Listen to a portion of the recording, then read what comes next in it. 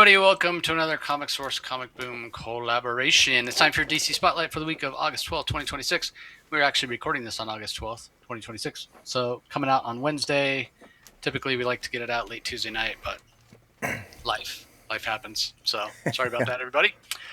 As far as the week that was, it's interesting. There are a couple of so my top three I really enjoyed.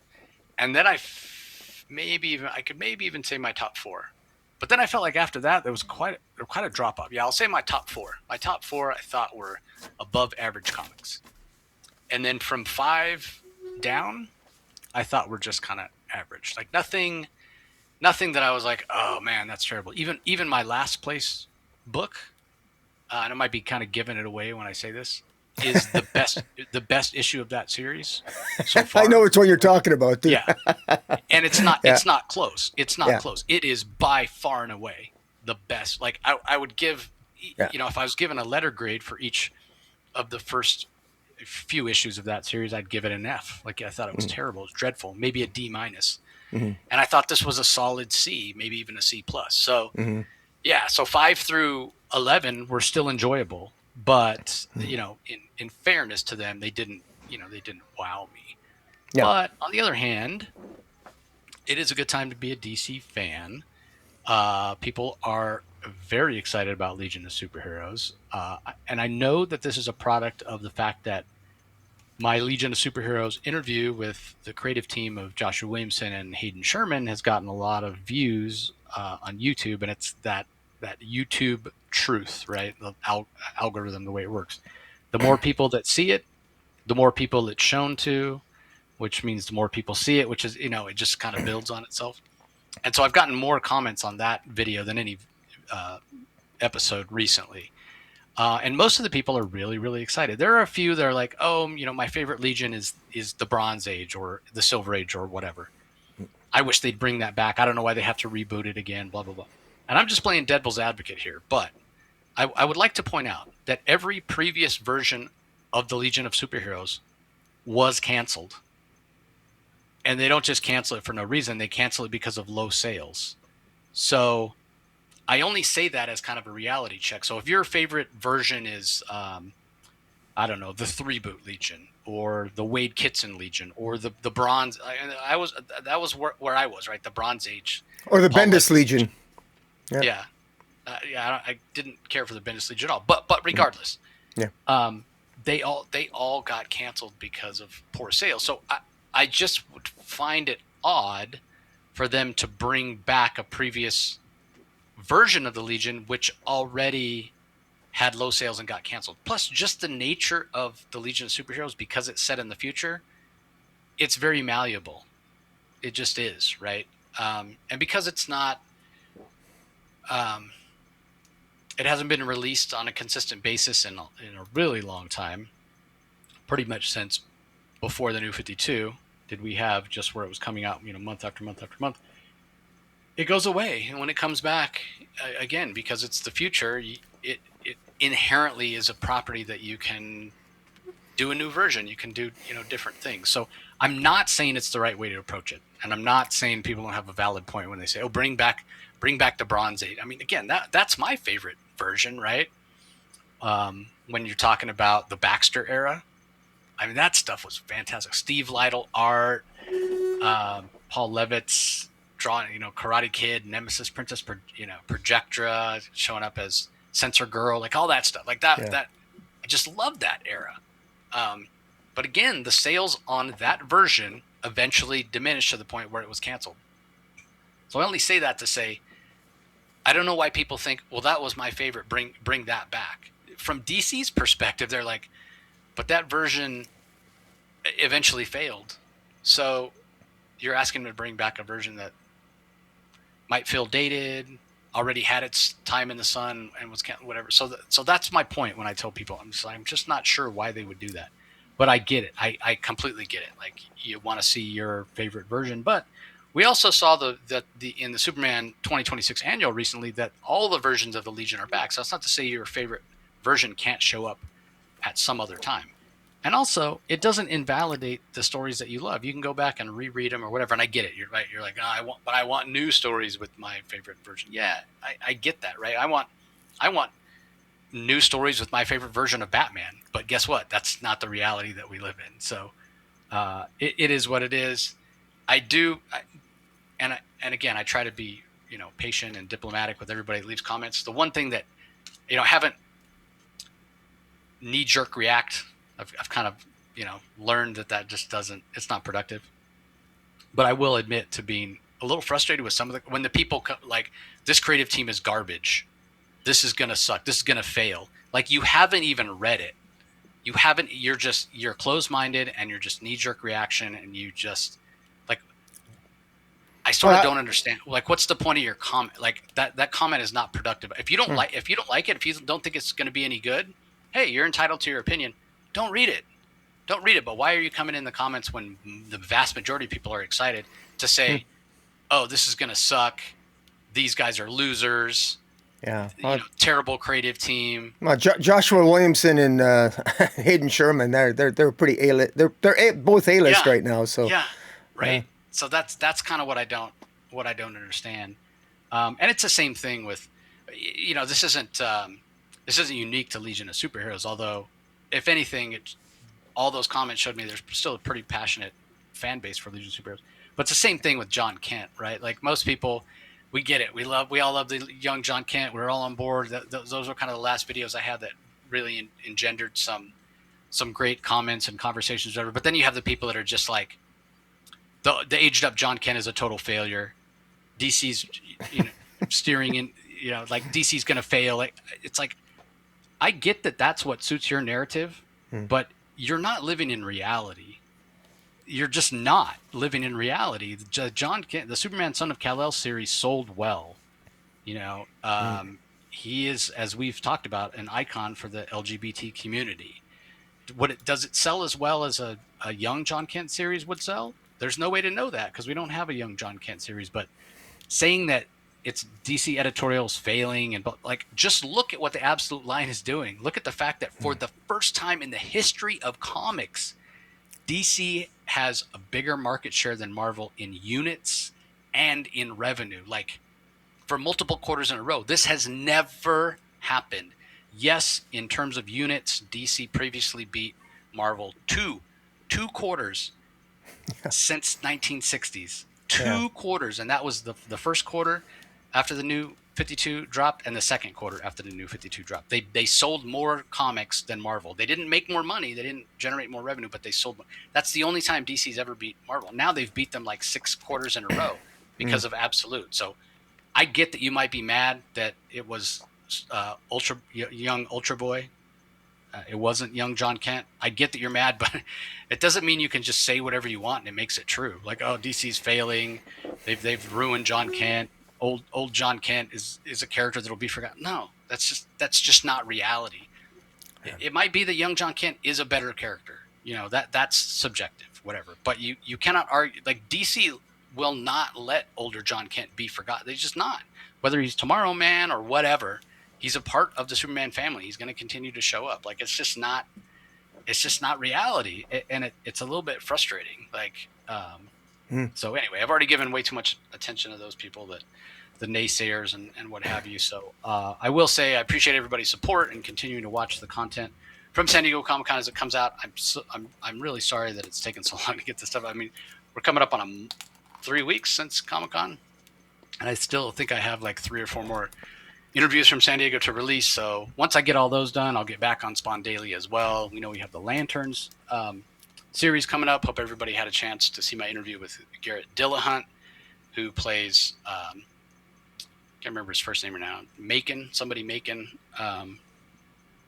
He's the villain. Basically, I think he's going to be a manhunter. His son has a role as well. That was a fantastic interview with Garrett. We talked for a long time after we stopped recording because I listened to that one too. Yeah, I'm really anxious for Lanterns. I'm really looking forward to it. Well, he's like, I grew up reading comics, and I've had people tell me that before, right? Like Thomas Jane or whatever, and other people as well. But then Garrett's like, yeah, so the Green Lantern, where he teamed up with Green Arrow, Neil Adams art, whatever. I'm like, he's like Denny O'Neil, and I'm like, whoa. It's one thing for an actor to tell you, but then he's dropping like knowledge, right? Yeah. He's like, oh, and Jim Starlin drawing the cosmic stuff. He's got the receipts.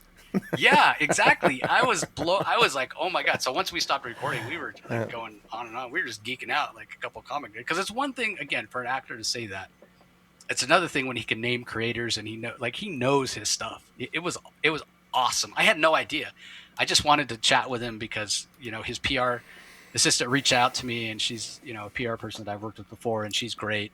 And I'm excited for Lanterns, and I just wanted to get his perspective. So that was really interesting. Plus, friend of the show, Christopher Cantwell, is going to be show running season 2. So it'd be great. I don't know if Garrett's going to be in the second season. I mean, who knows? If he is a Manhunter, will the Manhunter show back up? But if he's going to be in season 2, I have to try to finagle a set visit. It'd be like, hey, Cantwell, can I come visit? I kind of want to meet Garrett in person now that we've had a chance to kind of connect. It was great. But anyway, we'll get to the books, everybody. But I got to throw it over to Rocky. How did you feel about the week overall for DC? This was a very good week. Now, in the past, in fact, for the last couple months, there's usually it's just been the top 4 or 5 that I've enjoyed, and the other ones are sort of meh to good. This is one where my bottom. There's 11 comics we're reviewing this week. Except for the very bottom one, which I'm sure is the same as yours, if I take my bottom 5, my rankings 6 to 10, and I exchange them and made them my rankings 1 to 5.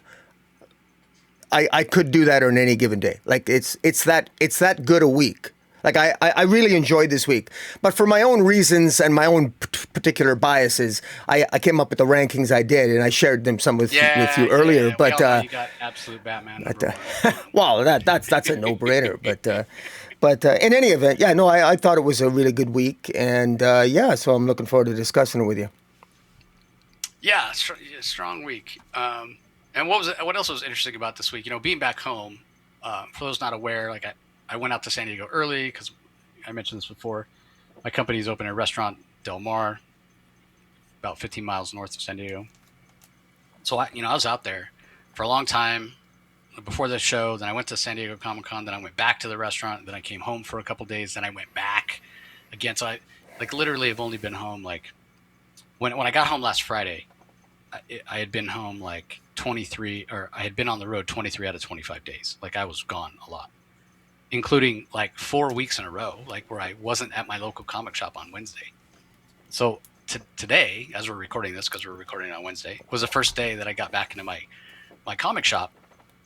As a Wednesday warrior, before it opened, there was a giant line. There was a huge line, and I got there about 5 minutes before, and I hadn't seen a line like that in a long time, since the days of White Sky and Dork #1 and that Wednesday where they DC did a ton of reprints for all the Absolute stuff. But here's the thing: I was like, "Is this line for Hello Kitty?" Hello Kitty had 75,000 pre-orders, and I jokingly was like, "Oh, this is a line for Hello Kitty. Everybody, Hello Kitty," because you could tell that these people that were in line, they were not comic people. And sure enough, the door opened, and they all made a beeline to the Nitos. So my shop gets Nitos on Wednesdays as well, and they put it out on social media or whatever. And there were, I'd say, 20 people in line. There were 17 of those people were in line for Nitos. Wow, what's a Nito? A Nito? It's a Nito. They're like those squishy toys. They're like, God, I don't know what you call them. They're okay. Like the stress ball thing, or Stretch Armstrong, where it's squishy. Kind of thing. They're like jellyfish or cupcakes or whatever. They're super popular. They're different sizes and whatever. But yeah, they were and they couldn't even all these people. They lined up, and they could each get one Nito, and they lined up, and they were blocking the door. And I'm like, excuse, you guys want to get your Nitos, whatever, but get out of the way, because we want to go into the rest of the shop that has actual comics. So just move yourself. Get out of the way. They need to move the Nitos. That's what they need to do. So anyway, but I was joking. I was telling everybody, the usual 5 of us that are there. A couple guys showed up a little later. I'm like, don't forget to get your Hello Kitty. It's going to be worth money. Trust me. So I got it right here. Got a copy. Hello Kitty. Hello Kitty and Friends. First time Hello Kitty's ever been in comics. So we'll see if that turns out to be. Speculator alert. Yep. Also, Miles has been such a great character. I feel like he's fallen off. And nothing personal against Cody Ziegler, but his series just didn't seem to resonate with fans. And now that we've got Brian Edward Hill writing Miles, I think it has a chance to take off again. And then had to get these alternate books that have those. Yeah, those are really great. So anyway, let's dive into the books for the week. Starting off with Green Lantern Corps, written by Morgan Hampton, pencils by Fernando Passarin and Juan Jose Reap, inks by Auclair Albert, and Reap inks himself. Auclair obviously doing Fernando Passarin, then colors by Arif Prianto and Matt Herms with letters by Dave Sharp. This is in my top 3. I really, really enjoyed it. Hope you all had a chance. I didn't get to have a long chat with Morgan because he actually wasn't even on my list to interview at San Diego. Not that I didn't want to interview him, but you submit kind of in order of who you want to talk to, and they make room for you if available. And he was already fully booked, but I managed to steal a few minutes with him. But it was great because I think I mentioned this before, there were fewer journalists there comic book wise, so that's why I got to have such a long talk with Cantwell and Jeremy Adams and the Legion Superhero guys. So anyway, we talked a lot about Guy Gardner and what makes him tick, and I'm just so impressed by what Morgan has been able to do with Guy. And I was telling Morgan that I was on this panel at Phoenix Comic-Con, and the panel was hero or villain, and it basically was a poll of the audience as well as the panelists. Hey, bring somebody up. Is he a hero? Is he a villain? And Guy was one of the characters that got brought up, and universally, everybody's like, no, he's not a hero. And it was mostly because of his motivations and his attitude. And I think Morgan has completely flipped that around. So when you add that in, when you add in the great characterization for Guy Gardner, the action scenes, the incredible art, the wonderful colors, and the continuing ability of Morgan to take a property as old and venerated as the Green Lanterns and continue to introduce new and exciting ideas, that's really, really cool. Now, I get that the whole idea of having the emotional entities bonded to one particular lantern of each color, that's not the most original idea, but I do like the people that they chose. But in this issue, this is almost the payoff of everything that has been building in Green Lantern Corps from the beginning, not just from when Morgan took over solo, but you can go all the way back to issue 1 when Jeremy Adams was co-writing it with him. And what's really cool, it's not just that we've gone back, and it's a different way to have these emotional entities bonded with, these particular members of the Green Lantern Corps, the orange lantern, yellow, whatever, the whole spectrum, except for the empathy lanterns, the indigo lanterns, because they sort of don't feel emotions, I guess is why. But anyway, everybody else is bonded. But the fact that they're bonded in such a way that everybody is sharing. So if you're a Green Lantern, you have the ability to wield the other emotions as well. And the point that's made in the book, I don't remember off the top of my head who says it, but they basically say we're all living beings. We all experience all these emotions to some degree or another. If you're a Red Lantern, yes, maybe anger is the emotion you feel most often or most intensely, but you do feel the other ones as well, love and willpower and fear and avarice at times or whatever. But not only can you wield them, because we've seen that before with White Lanterns, right? Kyle Rayner in particular, but they're like chrome lanterns. Like, I don't know if that word chrome is actually used, but that's the way I took. I don't know why I was getting that. Like, chrome was the like word that was popping into my head, the descriptor of it. Yeah, but they look like chrome. That's how she described their. Yeah, I don't really understand. So, okay. Yeah, well, Jessica Cruz said it. Described Guy Gardner's robe as being. She said, "Is that chrome?" Yeah, So, yeah. But it's just such a cool idea. It reminds me of what Robert Venditti did he had the toughest job in the world when he came on Lanterns, right? Like Robert Venditti had to follow the Jeff Johns run, which is probably the most well-known and most well-received run of Green Lantern ever. And I thought Venditti did a good job of making it feel different and fresh and bringing new ideas to something that's a property that's been around for a long, long time.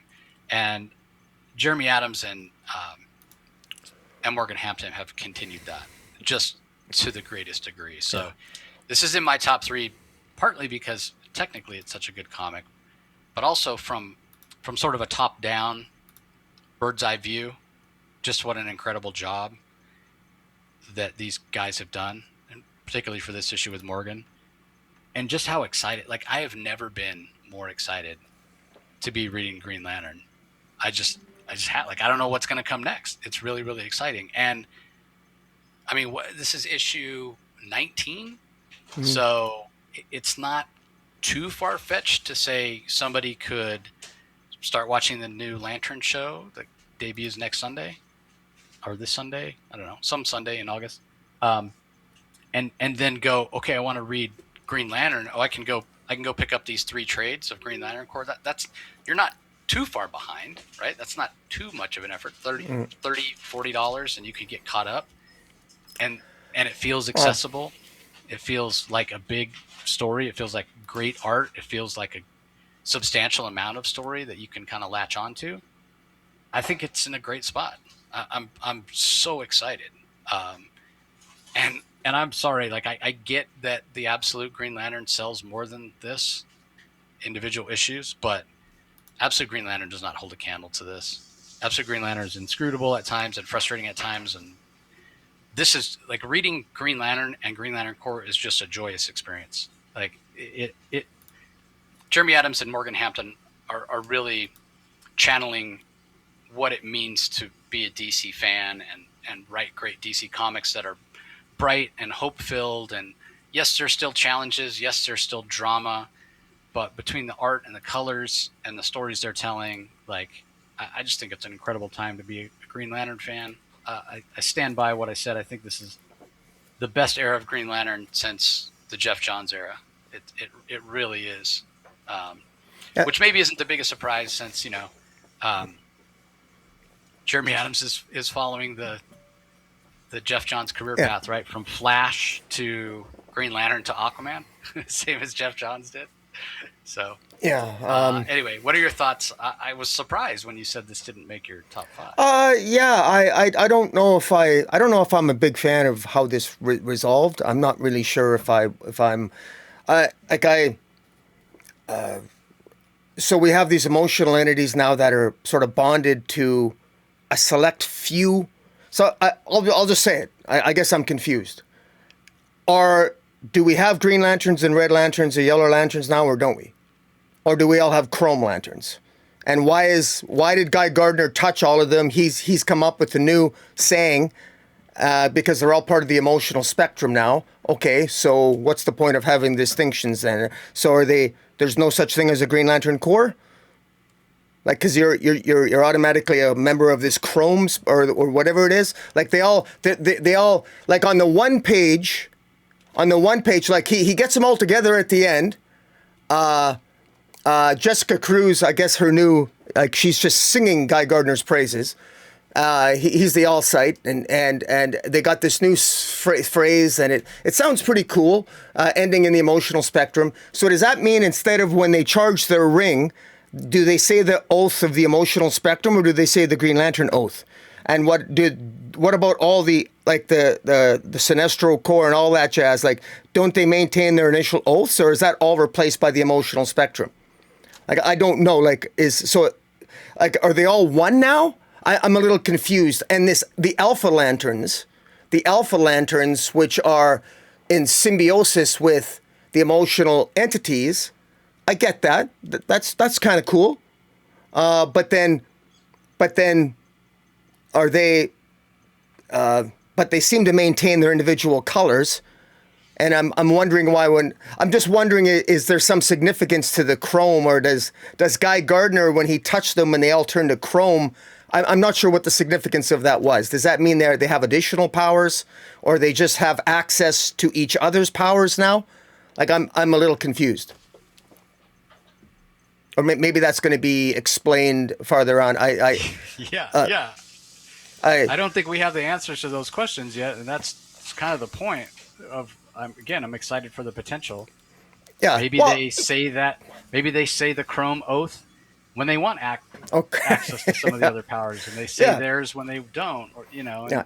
You're right that there's a lot of storytelling potential here, and I think that there's, it's just sort of surprising to me, because now if everybody knows that we all can experience a wide variety of emotions. What made the emotional spectrum unique was that some people have more of a propensity to one particular emotion. That's what made them an essential or a more likely candidate for willpower or anger or love or whatever. Now it's a hodgepodge.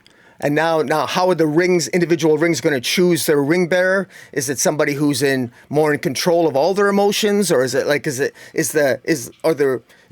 the test now? And so I got all these questions, and you're right, it's interesting, but I gotta be honest, straight up honest, and say part of me feels this kind of fundamentally changes the emotional spectrum.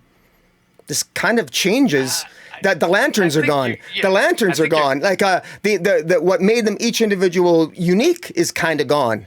I kind of like the idea that a real jerk, angry person could become a Red Lantern.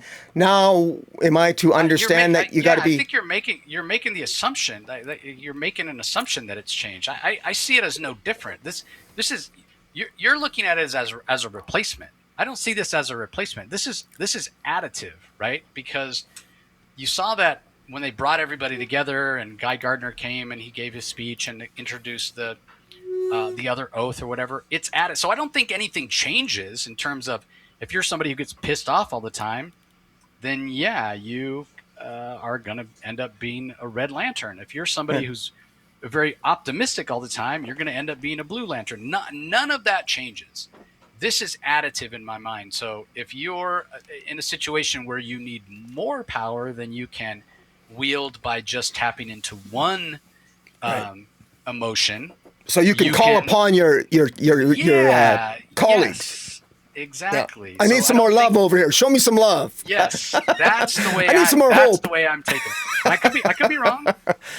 No, that makes sense. But, it's just really interesting. So then, if let's say you're a Green Lantern, you're fighting, and then you need to access another emotion, the way that we, the reader, will get a visual clue that that's happening is that they'll start to turn chrome. Maybe that's what it is when they're accessing other emotions. They'll.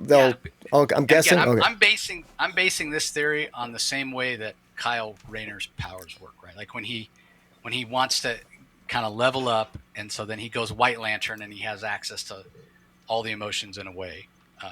But obviously, that's kind of like Superman's gold Krypton power, right? Yeah. Where it's like his sunburst and then he's powerless for a little while.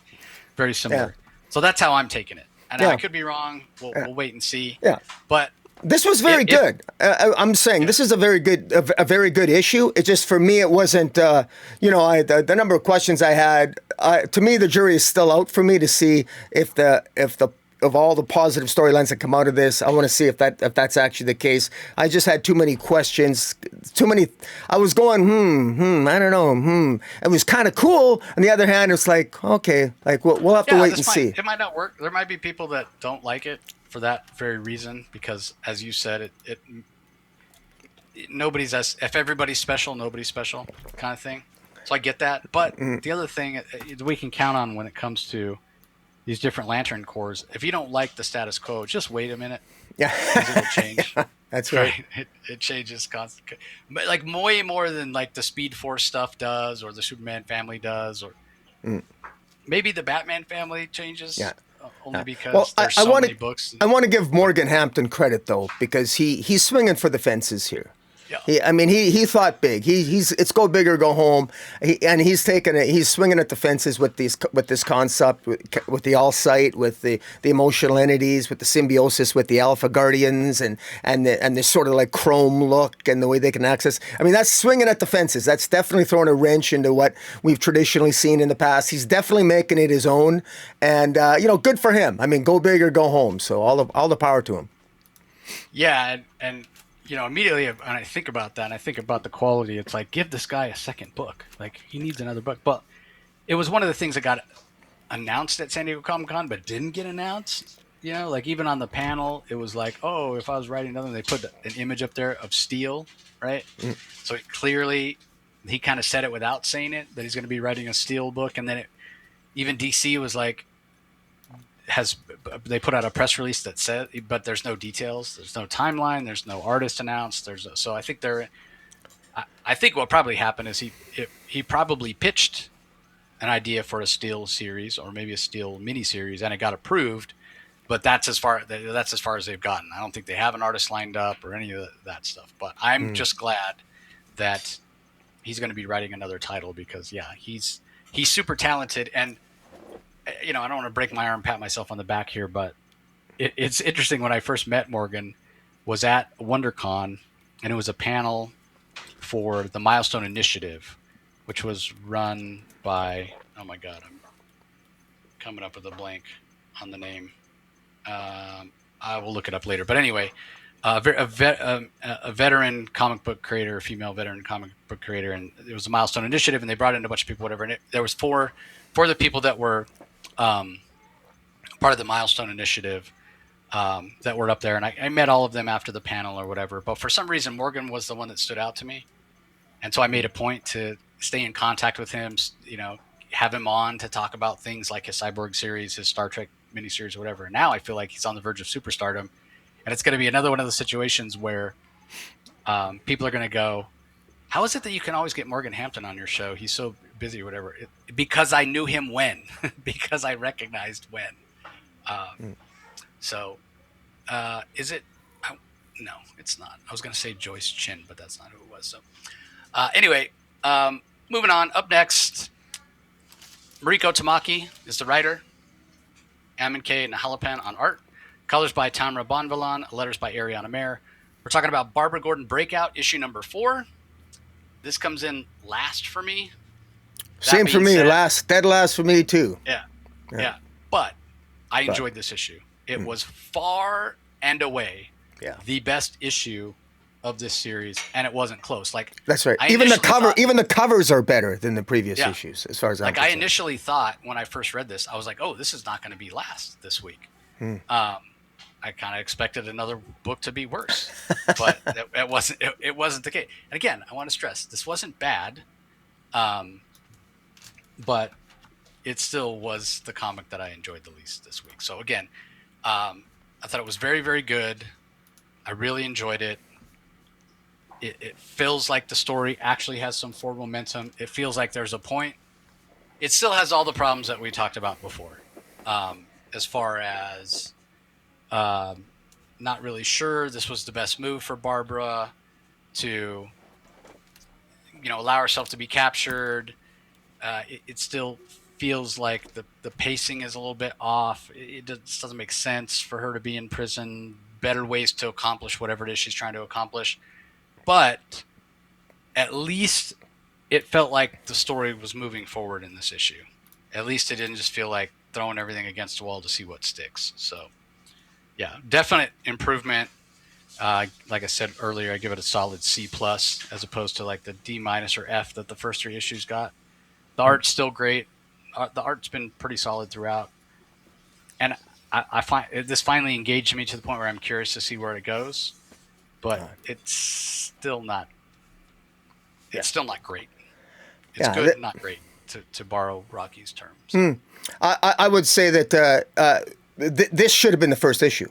First of all, the first 3 issues were completely pointless. I don't know why they exist. They're totally pointless. The first 3 issues consisted of Barbara Gordon pointlessly going to jail for, I still maintain, a ridiculous reason to rescue innocent people put in jail, which is, there's other ways to do that. It's called call a lawyer. But whatever, I guess she's going to go in. She's got no powers. She's useless. She goes in the first 3 issues. She gets beat up repeatedly, almost dies. And the very person that helps her, this Sparrow character, in this issue ends up being a murder victim. And she finally meets an innocent person in prison, who is this cop that we've discovered that Vandal Savage is actually putting cops that aren't doing what he says, and that innocent people, he's throwing innocent people in prison. Finally, we're starting to meet some of them. This could have been a first issue. It was more engaging, this issue. There's more action. We got more to the point, and yeah, it was just, finally. It's still boring. It's definitely not on my pull list. But I'd be lying if I said I'm not doing some cover buys. I am. Mark Spears, once in a blue moon, he does draw something on a cover that I actually like, and this is one of them. His Barbara Gordon cover is just fantastic. It's really good. The covers for Barbara Gordon Breakout this week, all of them are pretty damn good. Cover buys, wow. Yeah. I guess on that note, we should talk about the covers for Green Lantern Corps. Why do I always forget? Very colorful main cover, which is behind me, which is by Fernando Passarin, and then the Hope cover, which I showed off earlier, that Jorge Fornes has been doing. I've been buying those just because they're gorgeous. And then the purple one in the middle, Ramon Villalobos. I try to stay away from cover buys unless it's Mark Brooks or Lee Bermejo for the most part. Yeah. I got to be honest, I haven't even been paying attention to the Barbara Gordon Breakout covers. But you're right, the Mark Spears, and I'm not the biggest Mark Spears fan either, but that one is pretty interesting, the one that's there. And then the one behind me is kind of cool too. Yeah. Gerald Perel, and then the main cover by Carl Kerschel, actually, is the one who did that. So yeah. Anyway, let's move on. Up next, we've got Clayface Celebrity Dirt issue 2 from Jude Ellison S. Doyle, Fran Galan on art, Patricio Del Pesce on colors, Tom Napolitano on letters. I really enjoyed the first issue. I thought this was a step back. It felt like we just didn't have as much story in this one. But it's, that's my biggest complaint. And that's why it fell down for me to number 9, because that first issue just felt like it was packed with so much story, and this felt much, much less so. It's still compelling, but yeah, it felt lacking a little bit. But I think it was just so hard to follow up on that first issue, because the first issue was so strong. So yeah, again, I enjoyed this. I think it's still interesting, but it just didn't feel like we got as much of a story. I mean, I wouldn't go so far as to say setup issue. It does. The main cover is pretty awesome, though. I will say that. Yeah. Yeah, Fran Gallen's art is really great. The interiors are really good. I got to give it full credit. This was actually second last. I ranked this at number 10. But again, as I said, my rankings from 6 to 10, they're all good. So this was still a good issue. Entertaining. I'm curious. Clayface. Somebody's impersonating him, and he wants to get to the bottom of it. And then a good friend of his who he's talking to gets murdered at the end. So the suspense is continuing. It's continuing to build a story. Yeah, it just it feels like maybe it still feels like I've read this story before. Yeah. But that doesn't mean it's not bad. It's good. I just feel in fact, even Clayface One Bad Day, I don't know who wrote, I can't remember who wrote that, but that was really, really Jackson, good. Lansing and Colin Kelly. Yeah, that feels, this feels reminiscent of that in many ways. Yeah. And that's a compliment, full disclosure, I actually think I like maybe the art on in this rendition just a little bit better. So it's definitely I do recommend this. In fact, my top 10, all 10 issues this week, I'd recommend for people. It was a good week, but yeah, no buts. It was good, and yeah, I'd recommend. I'm looking it up because I don't remember who did the art for Clayface One Bad Day. I remember liking it. Yeah, it's Harmonico did the art. So, yeah. Yeah, this is very much a different style than that. But yeah, when it comes to Clayface, like the whole idea of an actor and Hollywood or whatever, it's sort of baked in. So I get that, they're going to feel similar to some degree. But I mean, you're not wrong that it does feel a little reminiscent. But yeah, the main cover's awesome. There's also a movie variant from Hayden Sherman that's really awesome as well. One of the variant covers. That one, I had it in front of me. Yeah, that's very much a different look. Mike Del Mundo. That's the Hayden Sherman one right there. Lost in the Edit. Pretty cool. And the creator I was trying to remember before when I said a female Asian creator that was like kind of a mentor for the Milestone Initiative, it was Amy Chu. I can't believe I forgot her name, but anyway, let's move on. Up next, we have Fury of Firestorm, issue number 5, written by Jeff Lemire, art by Rafael De La Torre, colors by Marcelo Maiello, letters by Lucas Catoni. I got to reach out to Jeff. He doesn't like doing interviews that often. I feel like he's one of those creators that's like, I want to spend my time creating and not talking about creating. But, I've had him on in the past, so we'll see. But specifically, I'd love to talk to him about this getting extended, only because, like, originally this was going to be 6 issues, right? Like, I would feel, and not to say that he couldn't do it, but it certainly would feel like there's not enough runway left if this was still a 6-issue series to wrap this up in a satisfying way. It has felt a little bit like a slow burn. So the fact that we're getting more is great. The fact that this still feels like it could be absolute Firestorm is also great. Another reason to have him on, be like, hey, Jeff, here's what you need to do. Go to DC Editorial, and when the last issue drops, you change the title to Absolute Firestorm. Imagine the secondary market. Imagine the heat. Imagine the people would lose their minds. It's going to happen. Yeah. We're trying to will it into existence. But, my point stands, like, I wouldn't feel great. It still would be an interesting story, but it would, don't you think, Rocky, that if it was ending with issue 6, it would feel like 1 through 6 were the first chapter of a bigger story that was coming? Yeah, so it's hard to imagine, especially how issue 5 ends here. Exactly. There's no way you could wrap it up in one issue. There's no way. Yeah, I mean, you could set it up for more to come. Well, in the absolute universe. Yeah, exactly. So I say all that to say, yes, it's a good thing that we have more coming. De La Torre is doing a fantastic job. We have the flashback scenes where Ronnie Raymond is stuck in the Matrix, the Firestorm Matrix, and he's thinking back, and it definitely has that old newsprint feel of when Firestorm was coming out in the mid 80s or what have you. Like, I love that. I love that Firehawk Lorraine Riley has such a pivotal role to play in this.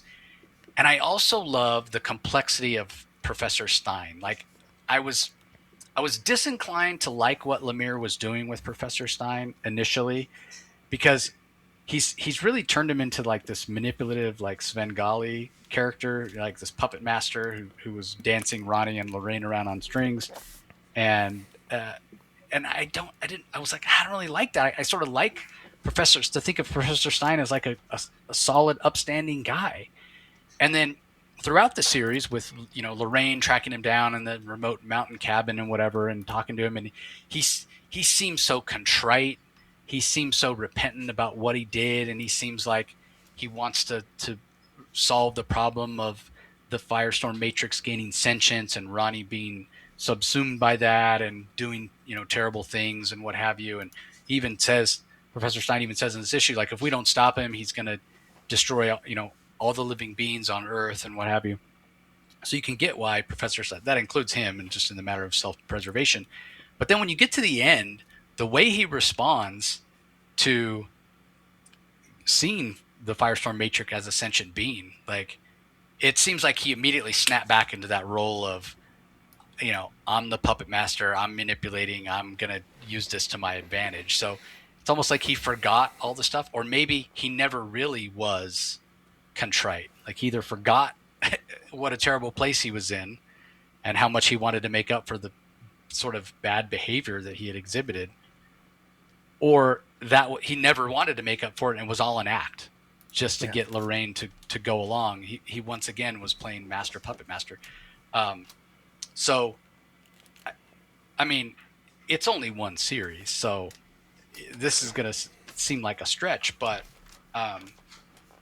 when in terms of being a manipulative SOB and kind of a scumbag, he's reminded me of somebody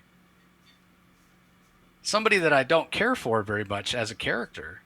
Somebody you could say I despise as a character even. But that's the vibe I'm getting from this last page. Can you guess who that character is, Rocky? Well, I imagine Amanda Waller. Waller, 100%. He's pulling pages out of the Amanda Waller playbook here, right? Manipulating super beings for his own gain to advance his agenda. That's the vibe that I'm getting. It's interesting. But again, I do still have a soft spot in my heart for Firestorm and Professor Stein.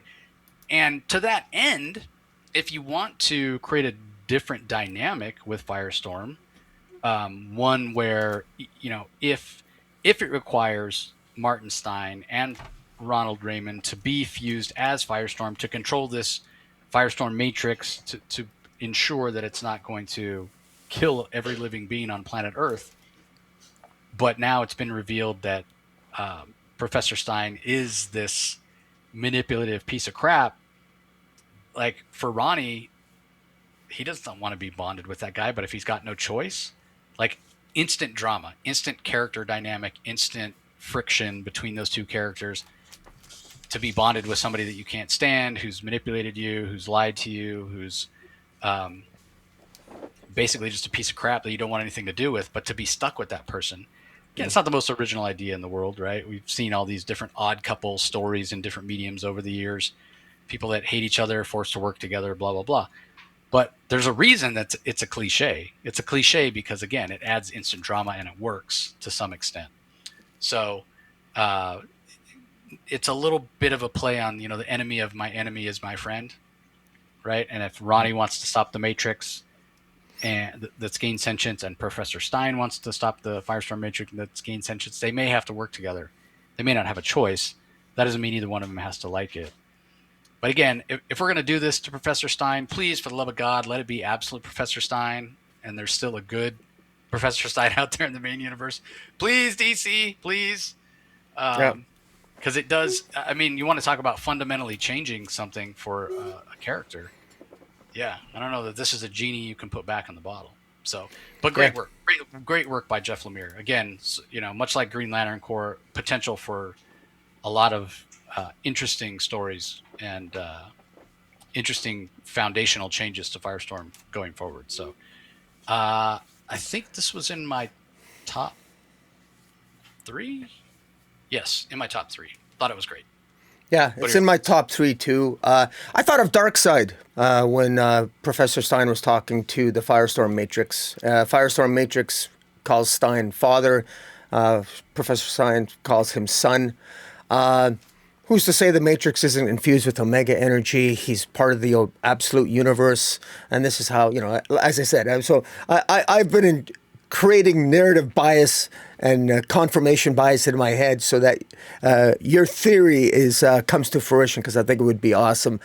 Because I think Professor Stein could, I think if this was the absolute Firestorm, I just think I would be such a I would be such an awesome plot twist. But hey, the beginning part of this story, this issue, I really enjoyed as well, and that was just it was Firehawk reaching Lorraine Riley reaching Ronnie, and she managed to reach him. And there's a beautiful double page spread where she manages to basically shatter the mind, and for a brief period of time, Ronnie is out, but not before the Firestorm Matrix takes over again and confronts Professor Stein. And but I thought this was a really great character based issue, and you got to see. Jeff Lemire does a really good job in scripting the flashbacks, reminding us who Ronnie Raymond is, reminding us of the old Firestorm that we know and love, but also reminding us how much he has changed and the consequences of Professor Stein lying to him, and what's happened to Ronnie because of that lie that was never really dealt with. It's all those little things, to quote that famous psychologist. It's those little things that you fail to deal with that come back to haunt you as fate. And boy, oh boy, is Ronnie Raymond paying the piper now. We don't really know what the hell happened to Ronnie Raymond here, but he's being suppressed psychologically somewhere.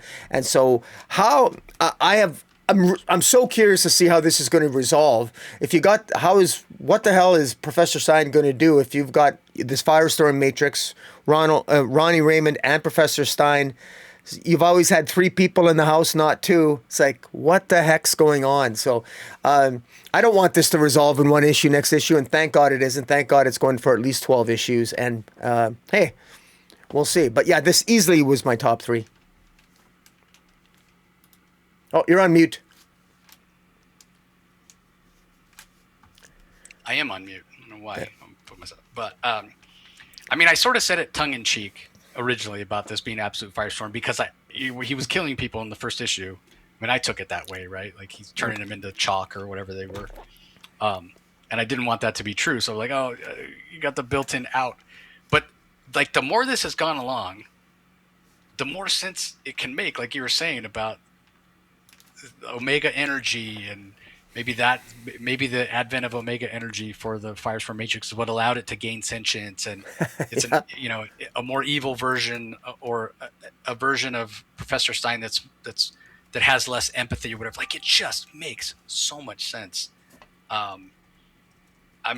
Realistically, everybody, it's probably not going to happen. Even if Jeff Lemire or DC were to hear about it, they'd probably be like, well, for legal reasons, if Jay said it first, we can't even be like, I'll sign whatever you want me to sign.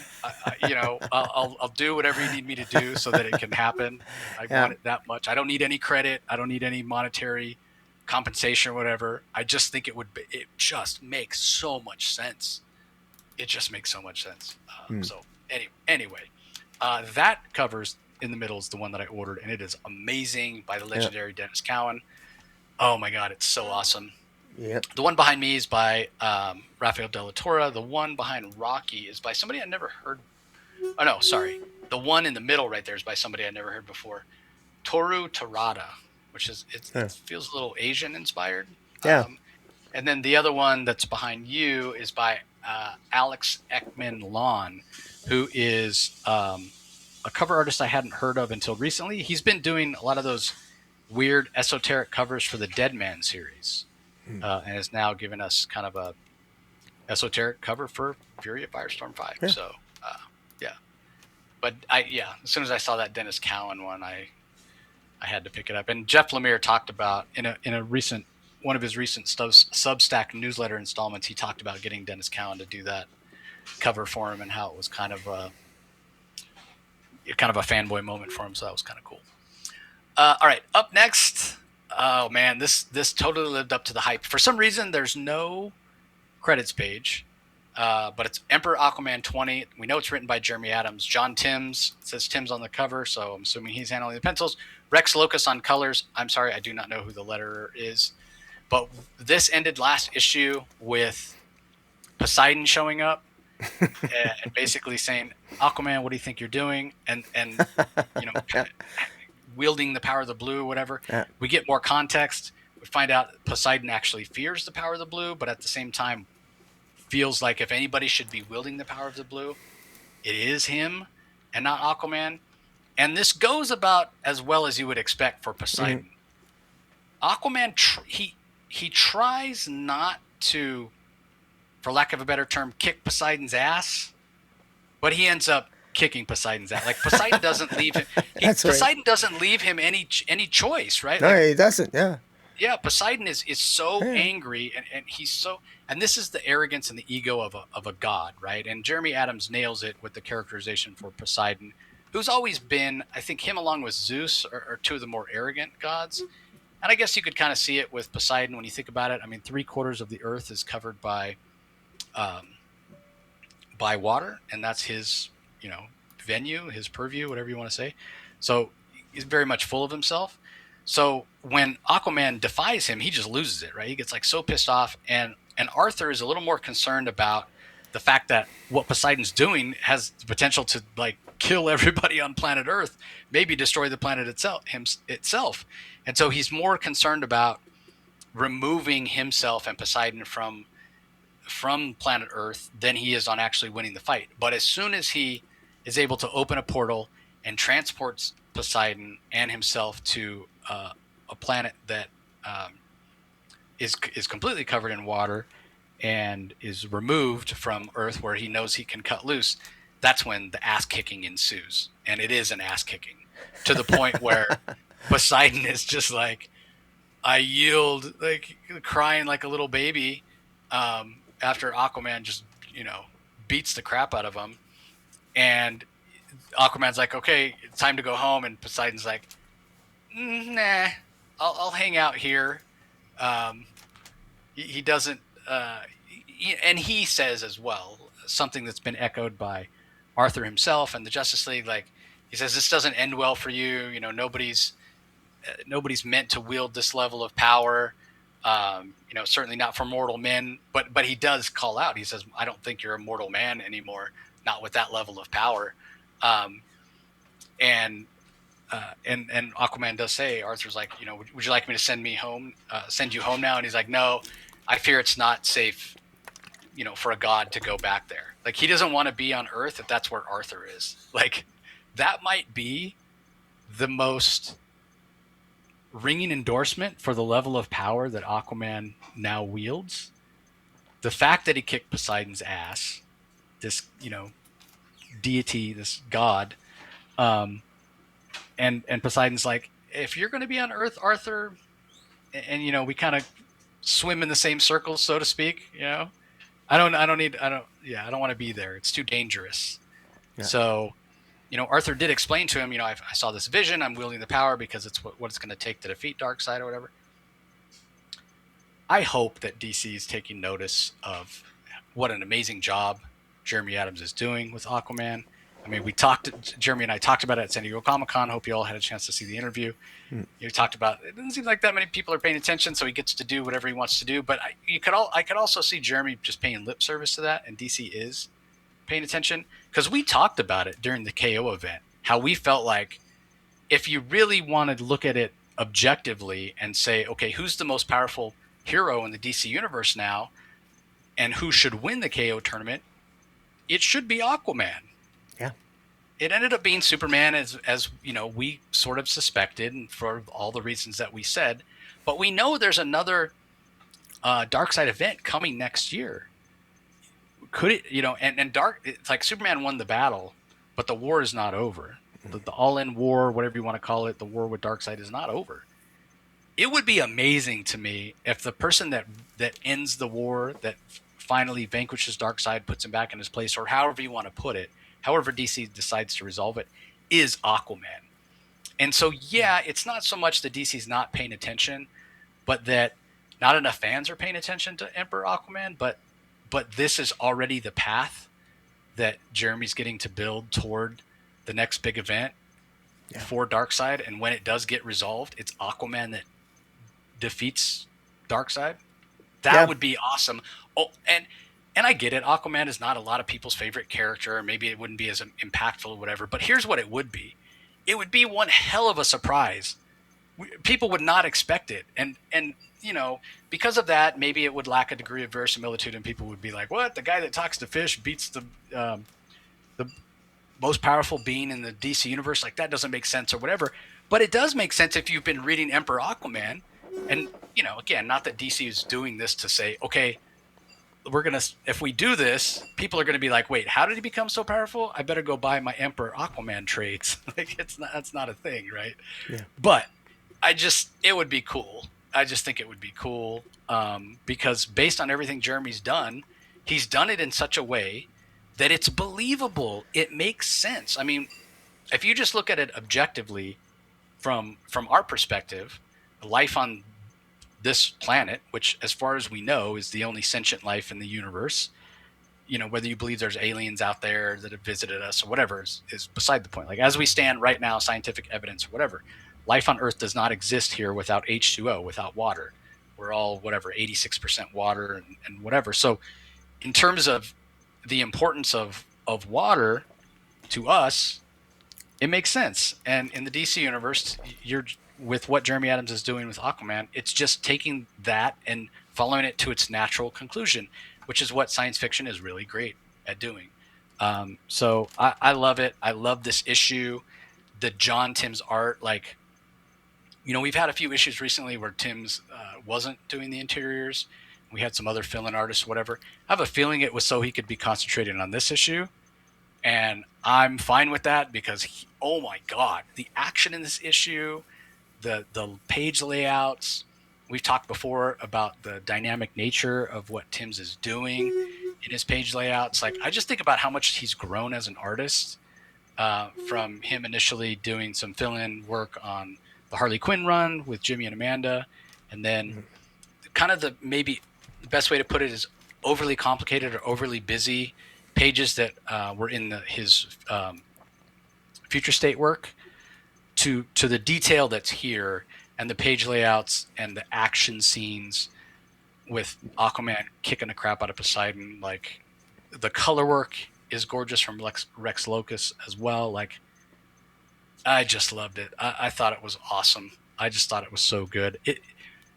The only knock that I have against it, and this is the tiniest little nitpick, is it's sort of what I expected, right? From the moment we saw Poseidon show up on the last page of last issue, you sort of saw this coming. Oh, Poseidon, you're about to get your ass kicked. Mm-hmm.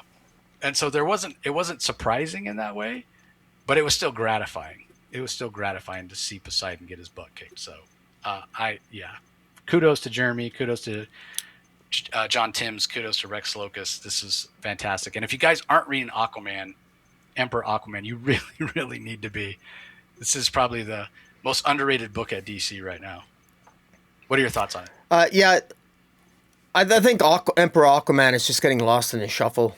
There's so many books out there, and it's not getting the love it deserves. This was a fantastic issue. It was a fantastic battle sequence. It was what we were sort of expecting. It ended the way we basically sort of knew it was inevitably going to have to end.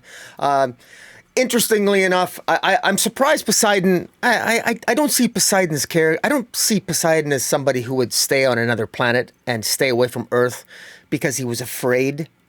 Poseidon, afraid of Darkseid. He's sort of cowardly, stay on another planet in the galaxy. He's afraid of Aquaman. No, he's not afraid of Darkseid. He's afraid of Aquaman. He doesn't want to be on Earth with Aquaman. That's the way I took it. No, I never took it that way. It's he says, "No, I fear it's not safe even for a god." He goes, "No, it's not. Would you like to send me home now?" He says, "No, I fear it's not safe even for a god." I mean, why would he fear Aquaman? He said, "I yield," and Aquaman didn't kill him. He knows that Aquaman won't kill him. He's got no reason to fear Aquaman. That's what I was just talking about. He knows how powerful Aquaman is. Yeah, but he doesn't. He knows how powerful. He's not going to be afraid to go back to Earth because Aquaman's there. Why would he be afraid to go back to Earth? He's going to be afraid to go. But that's the whole point. That's the whole point. No, it's not the point. Why would Poseidon be afraid to go back to Earth? Because he does not want to be subservient to Aquaman. He's not the biggest fish in the pond anymore. He doesn't want to be there because Aquaman is so powerful, and if Darkseid does come to Earth and there is a battle between Aquaman and Darkseid, he does not want to be there. He is fearful. He is fearful. Fearful of Aquaman? Fearful that's not fear. That's cowardice. That's not fear. That's cowardice. That's ego. Whatever you want to label it. Well, okay, but I'm just saying him not wanting to go back to Earth because Darkseid might be there. I mean, they've had world epic horrific events before. I'm just surprised that. I mean, him being sort of second fiddle to Aquaman is just, and so now he's trapped on a world because Poseidon, to my knowledge, doesn't have, I don't think he can travel through space. So he's basically trapped on this world. So he's got all this power, but he's trapped on the world. So I don't know where he's going to go. It just seems rather odd to me that, that he's content with just staying there. And even Aquaman, I would thought it'd be nice to have Poseidon. He's a powerful ally. And I'm just sort of surprised that he wouldn't maybe make more efforts to maybe get him together, because I think I view this as Poseidon having a temper tantrum, sort of like, hey, easy. And then he says, I yield. Okay, now come on back, come to the fold. No, I don't want to go back because I fear, his exact words, no, I fear it is not safe even for a god. Well, okay, but I guess Poseidon, that's really surprises me that he fears what, dying? A god fears dying? He thinks it's not safe? That's how you know something is really coming for the Earth. And that obviously that's Darkseid. That's Darkseid. Couple of comments that you made earlier. It has to be remembered, and this is what's so cool about Aquaman. The only reason Aquaman lost that Omega tournament, you could argue, was because half of his Omega energy was being siphoned away by Mira's mother. So he was actually depowered. And so I love that Jeremy Adams did that, because he's basically creating an excuse why Aquaman lost. And now, since Superman no longer has his Omega energy and even his Alpha energy is gone, so Superman is now basically is normally powered, back to his normal powers. I think a legitimate argument can be made, like you said, Aquaman is right now, he's the most powerful hero on Earth, and with him being in control of the blue, it's very interesting because you got the blue with Aquaman, you got Swamp Thing with the green, you got the gray, and you got the red with Animal Man. I mean, you got while none of those are gods, they all have the power of a god. So it's almost like a new pantheon of gods with that, with the emotional spectrum being changed a little bit. We've got between the blue and the green and the red and the gray. It's interesting that that's a power set in and of itself that I think adds more interesting elements to the DC universe right now. And this Aquaman, I mean, Jeremy Adams, this one was just firing on all cylinders. Now, as it turned out, it didn't make my top 5 only because for other reasons, which we'll get into when we get there. But this was a very good issue. Yeah, so Poseidon doesn't know anything about Darkseid coming to Earth. Early in the battle, Aquaman says, there's something coming. I need this power. I won't give it up to you, whatever. But, to my point about it, him being scared or a coward in terms of not wanting to be around Aquaman, I look at the way that the word balloon is literally set up. And he says, I was right, when I said this is not for mortal men. You, Arthur, are not a mortal man any longer. And then Aquaman says, maybe not. Would you like me to send you home? And he says, no, I fear it's not safe even for a god. Notice when he says that, no, I fear it is not safe even for a god. It's connected to the other.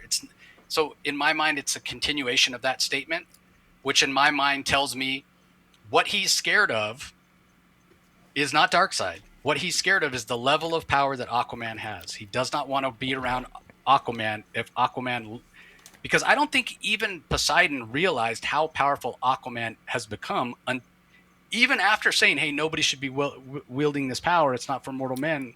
Arthur, you need to give it up to me. And then Aquaman proceeds to kick his ass, and he's like, oh, he's even more powerful than I thought. I don't want to be anywhere near this guy. He could kill me. He could destroy me, whatever. To your point about you don't think Poseidon would want to stay on an alien planet and not go back to Earth. Well, in his mind, he's thinking, well, here's my choices. I stay on this alien planet and maybe explore and, there is water here. I'll still have my powers. I, maybe can, find some subjects here to worship me or whatever. Right. Mm-hmm. Or I can go back to Earth and die. What are you going to pick? What are you going to pick? So I'm trying to get it from the horse's mouth. I'll let you guys all know if I hear back. But we'll see what it is exactly that Poseidon fears. Well, it might be a little bit of both. I mean, I can buy into the fact that if maybe because Poseidon has a connection to the water as well, maybe Poseidon his own instincts tell him that Aquaman maybe might lose control of the blue, And so he fears Aquaman losing control. Is that was he hinting at? But Aquaman's reply when he says, "No, I fear it's not safe even for a god," and then when Aquaman says, "No, it's not." So is Aquaman questioning his own power, or was Aquaman referencing thinking of Darkseid? Maybe Aquaman himself to me fears his own power. That's the disconnect. That's the different perspective, right? Like Poseidon is focused on the threat that he knows and can see in front of him. Arthur's the one that has had the vision. Arthur's the one that's concerned about what's coming. I don't think Poseidon, it's not that he doesn't believe Arthur, but he has no context for it, in my mind. Yeah. He only has Arthur's word, and he doesn't actually know what the level of threat it is. So it could just be that on some level he does believe Arthur. Yeah, there's a big threat coming. Well, if Arthur has this level of power when he faces that threat, and Arthur believes he needs this level of power to face that threat, there's bad stuff coming, and I don't want to be around for it. It could be that, or it could be that he just got his ass kicked and doesn't want to be anywhere around Aquaman. Yeah. It could be that simple. So anyway, I feel like I've been talking way too much this episode, so you're taking the lead on this one because it does not make my top 5, which is a surprise to no one. It is The Straw Man Part 5. Absolute Batman number 23. Scott Snyder is the writer, Nick Dragotta on art, Frank Martin on colors, Tom Napolitano on letters. There was a time that I thought this was going to make my top 5. When I initially read it, there were 4 books left, and I thought this was going to make my top 5. It ended up falling out of my top 5 because there were a couple other books that I read after it that I enjoyed more. But I do still think that it's. I do still think that it was pretty good. Actually, did I say so? It came in at 6 for me, so it just missed. Best issue for me. Best issue of Absolute Batman for me in quite a while, because I felt like we got a little bit more characterization, which is always my sort of critique, and again, it's subjective. So yeah, we got more characterization. It was great to see, even though Bruce, I saw some people posting that picture of Charlie Day that goes around the internet where it's all the like posters on the bulletin board with the strings going, and he's like explaining. And the Venn diagram. Conspiracy theory, whatever. They're like, this is Bruce Wayne in Absolute Batman 23. We do get to see Clayface a little bit. We also have, I think it was Scott Snyder himself that posted about, this is the absolute version of Death in the Family. But as much as I enjoy the characterization or increased characterization in this particular issue, it does still feel rushed. I mean, we talk about Death in the Family, 4 issues to have that play out initially, and it basically happens in 1 issue here. Like this issue just constantly feels rushed to me. So anyway, Jeremy chose not to answer the question. I said, is Poseidon afraid to go back to Earth because of Darkseid or because of Aquaman? And he said, that's a good question, LOL. So he's not letting us keeping it. He's letting the reader decide. Yes, wise man. At some point, yes, we'll all keep reading Emperor Aquaman, and the question will be answered at some point. And so great for Jeremy that's a perfect answer. So anyway, what are your thoughts on Absolute Batman 23? Absolute Batman 23, I really enjoyed this. For what it's worth, it did not make my top 3, although probably I could have put it in my top 3. But again, my top 3 are what they are. But I really did enjoy this. I love that this Death in the Family, and I particularly love the fact, spoiler alert, I love the fact that the twist on it is that Tim Drake was killed. I have always considered the mainstream Tim Drake to be a redundancy that should have been killed off long ago, with no apologies to Tim Drake fans, because I just don't care. I've never been a big fan of the character, never will be. And to have him die in the Absolute Universe puts a big smile on my face, because it's actually a necessary death that makes sense. I will say this, though. Like, you're going to get a lot of hate. Like I like Tim Drake, whatever, but that's neither here nor there. My point being though, in killing Tim Drake off, like as much as like, Tim Drake's my favorite Robin in the main universe, but we've had so little characterization for absolute Tim Drake that I didn't even care. Yeah. The death has so little consequence because it's great, isn't it? He wasn't developed. He wasn't developed. So there's no impact to this death. I think that's a narrative failure. Well, here's the thing. I guess it depends on when you say there's no impact to his death. I think that one of the reason why the death actually did have some impact for me is that, and I'll explain how, is this issue I thought did a good job of, we've been getting to know these Robins more and more. And the Robins are, pretty much all of them are obsessed with their social media profiles. In particular, Tim Drake and Jason Todd. The only one who isn't, and who the public seems to dislike the least or dislike the most, is Dick Grayson. And that's established here. Dick Grayson is one of the Robins who's probably the more responsible Robin, and he knows they got to look for absolute Batman. The two Robins that are the most obsessed, that don't even want to take a break, that they want to go after absolute Batman, are Tim Drake and Jason Todd. And ultimately, it's they go after absolute Batman, and unfortunately, it's not. They end up getting. It's actually we believe that Clayface. That's probably the best guess. Clayface is imitating absolute Batman or impersonating absolute Batman, and ends up killing Tim Drake. And then, of course, unfortunately, Jason Todd was unconscious at the time. So when Jason Todd wakes up, he blames absolute Batman for the death of Tim Drake, which is terrible. But that's not the most my favorite part of the issue. And I suspect maybe yours as well, but I don't want to speak for you, is I really love the moments between Bruce Wayne, Batman, and his friends finally come. Two-Face, Penguin, Riddler, they show up, and they finally have a much-needed conversation. And Batman, and what's really, really incredible is just how much Batman is obsessed. He really, truly believes. He's so obsessed with Jack Grimm. Batman actually truly believes that every aspect of his life was completely 100% controlled by Jack Grimm, by the Joker. That everything that ever happened to him from the zoo, that formative incident when his father was killed, that was completely 100% orchestrated by Jack Grimm through the Scarecrow, because the crows had shown up, and everything. And he even says, he tells Oswald that if you recall that day at the zoo when my father was killed, you were by the Penguin. And so now you're the Penguin. And then that's why you're the Penguin. There's a reason why Two-Face became Two-Face, because he had reasons for that, because he was near the Rams, and the Rams were the sacrificial favorite of Janus, the god of duality, and therefore that's why you've become Two-Face, and even the Riddler's got, so all these reasons. So it seems to me that what Batman is suffering from is, and I had to look it up, is apophenia. And he's confusing. Batman suffers from apophenia, which is a tendency to perceive meaningful patterns or connections in random or unrelated events or unrelated data.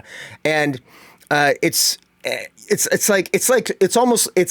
sort of like a version of seeing Elvis Presley in your pancake when you're having breakfast, or you see the Virgin Mary when you stare at a piece of wood. You know, you see patterns and everything. And it's a form of paranoia. And the only way that you get out of this paranoia is if you actually test it scientifically and look for it. But, and at one point, Two-Face even says, guys, you know, Batman's saying all this and he's just fanatic, and Two-Face says, guys, he's gone too far. He's too far gone. I mean, they think Bruce Wayne is, you know, and then his mother shows up and she tries to reach him and she can't. But he doesn't trust her because she didn't tell him about the Court of Owls, and there's fallout from that, and he's still reeling from the death and the guilt over the death over Jim Gordon. But what's particularly masterful here is that as the reader, I'm still wondering if this is all an act by Batman. I'm wondering if he's just putting on this show just so he can fool Jack Grimm, so he can fool Scarecrow. because he knows what happens if because he feels he needs to, maybe he feels he needs to do this alone, because if he doesn't do it alone, his friends will get hurt again, because look what happened when he asked for his friend's help with Bane. And so what I love about what Scott Snyder has done is that he's made me, I continue to question myself as the reader.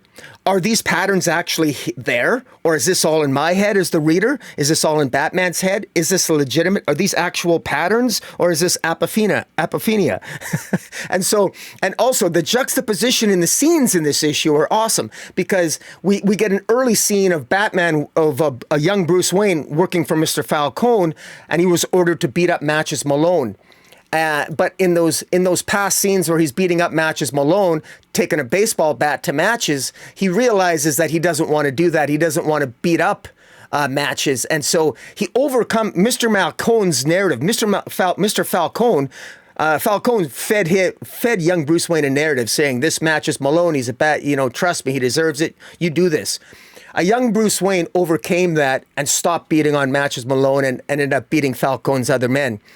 And what I find interesting is that that's juxtaposed against a present Batman who seems to be accepting the false narrative of the Scarecrow. He seems to be paranoid. He's acting exactly how Jack Grimm, the Joker, wants him to act. And I'm wondering if a young Bruce Wayne manages to overcome and ignore the false narrative given to him by Falcone, but yet here at a present Batman seems to be swallowing the bait and that the Scarecrow and the false narrative that Scarecrow's feeding him and the Jack Grimm, and so that's why I'm wondering if this is all an act by Bruce Wayne, is by Batman, because he storms off, he leaves his friends and he leaves his mom, and at one point Alfred even has to shoot him down, and it's just he storms off and they ends up confronting the two Robins, and Tim Drake end up getting killed. Anyways, I just thought Scott Snyder has continued to make this such an adrenaline rush of a series. It's go, go, go, one thing after another. And I'm totally invested in this series. And that's why I enjoyed this so much. And, I like the Absolute Universe. It doesn't bother me that Tim Drake's killed.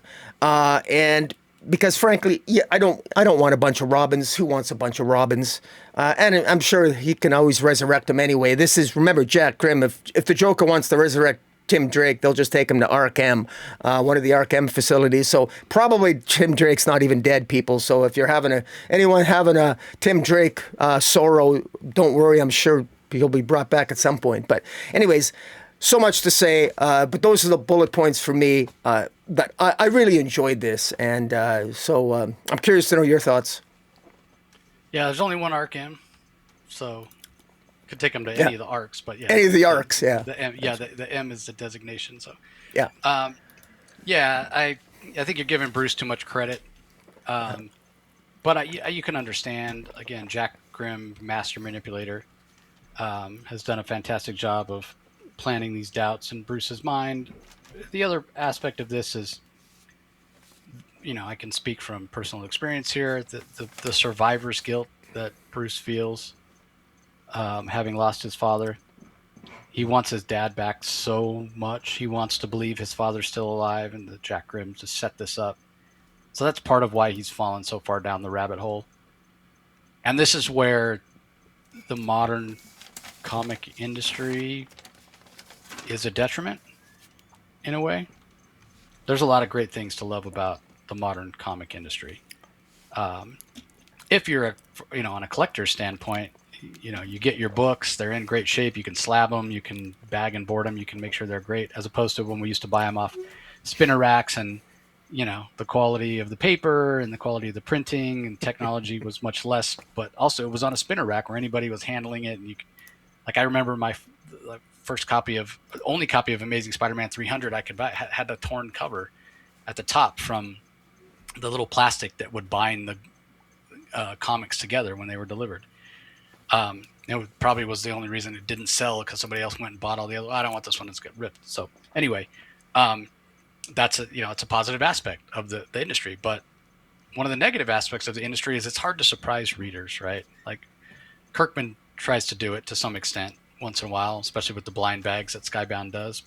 But when you have to order the books 2 months ahead of time, if you're a retailer and the retailers want to know what they're ordering, so you got to put the solicit in, and things are, teased well ahead of time. And when it comes to something like Absolute Batman, where it's, shocking revelation after shocking revelation, whatever, and we could argue whether there's merit to this shock value or if it suffers because it doesn't have better pacing or better characterization, whatever. But that's neither here nor there. Scott Snyder has worked with DC to redact covers and do other things to try to at least preserve some of the surprise factor and have things not spoiled as much. But that being said, this is why I have zero faith that this is an act from Bruce Wayne, because we already know, based on solicitations and announcements that had to be made months ago, that Absolute Barbara Gordon is taken over as the Bat. And Bruce Wayne is no longer going to be Absolute Batman, at least for a few issues. Will he come back? Yes, 100%. He will come back. Maybe Barbara gets killed. Maybe Barbara gets injured very severely, and that kind of, jolts him out of his malaise, and he comes back and whatever, right? But if we didn't know that, that Bruce basically succumbs to the machinations of the straw man, who's in turn being manipulated or being controlled or being given orders by Jack Grimm, if Bruce is not at that place where he quits, then I could buy into the fact that, yeah, maybe Bruce is just doing a little bit of method acting here and he doesn't really believe the stuff that he's saying. But unfortunately, because we know that's already been established, we've got covers for it and all that sort of stuff, that no, he really is losing it. He's losing it. This is a very young Batman. This is early days of his career. So, it's a lesson that he hasn't learned yet. And it's a lesson that is going to be very valuable for him down the road. So it's not bad storytelling. I'd never once have said that Absolute Batman is a bad story or it's bad storytelling. What I have said, and I stand by this, is that the pacing, for my preference, it goes too quickly. It goes too quickly. We don't have enough character moments. We don't have enough quiet moments. We don't have enough time to develop the story because it's moving too fast. You said it yourself. I think the way you put it was, Scott Snyder's given us a story where it's go, go, go. And that's just personal preference. I don't like stories where it's go, go, go all the time. I like to sit with it. I like to understand motivations. I like to, get into the details of it and what have you. And this doesn't allow for that because it moves so fast. Again, it's just a personal preference. It goes back to what I was saying. Like, Tim Drake's my favorite Robin. His death here had no impact on me because I know so little about this version of Tim Drake.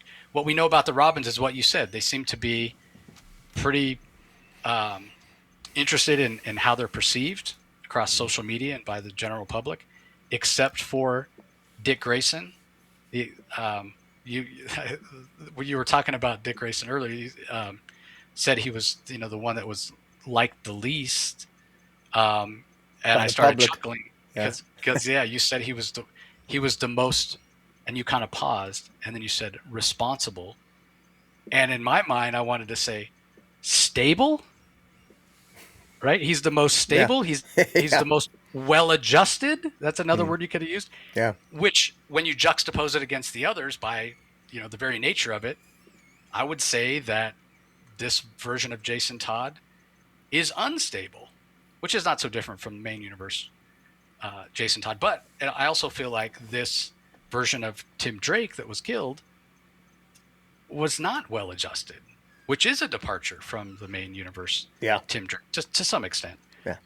And I would also say, not stable either to some extent. So, but you're right. It doesn't mean that the death is permanent. It doesn't mean that we can't still get characterization through flashback or whatever of this Tim Drake. In terms of impact, I might not be feeling it because the character wasn't fleshed out enough. But you can show impact through other ways. You can, and I'm sure we'll get it next issue. We're going to see what the impact of this death of Tim Drake and the belief that Absolute Batman did it. We're going to see that impact in the story itself. Yeah, we're going to see the reaction of the public. We're going to see how Jack Grimm twists it to advance his purposes.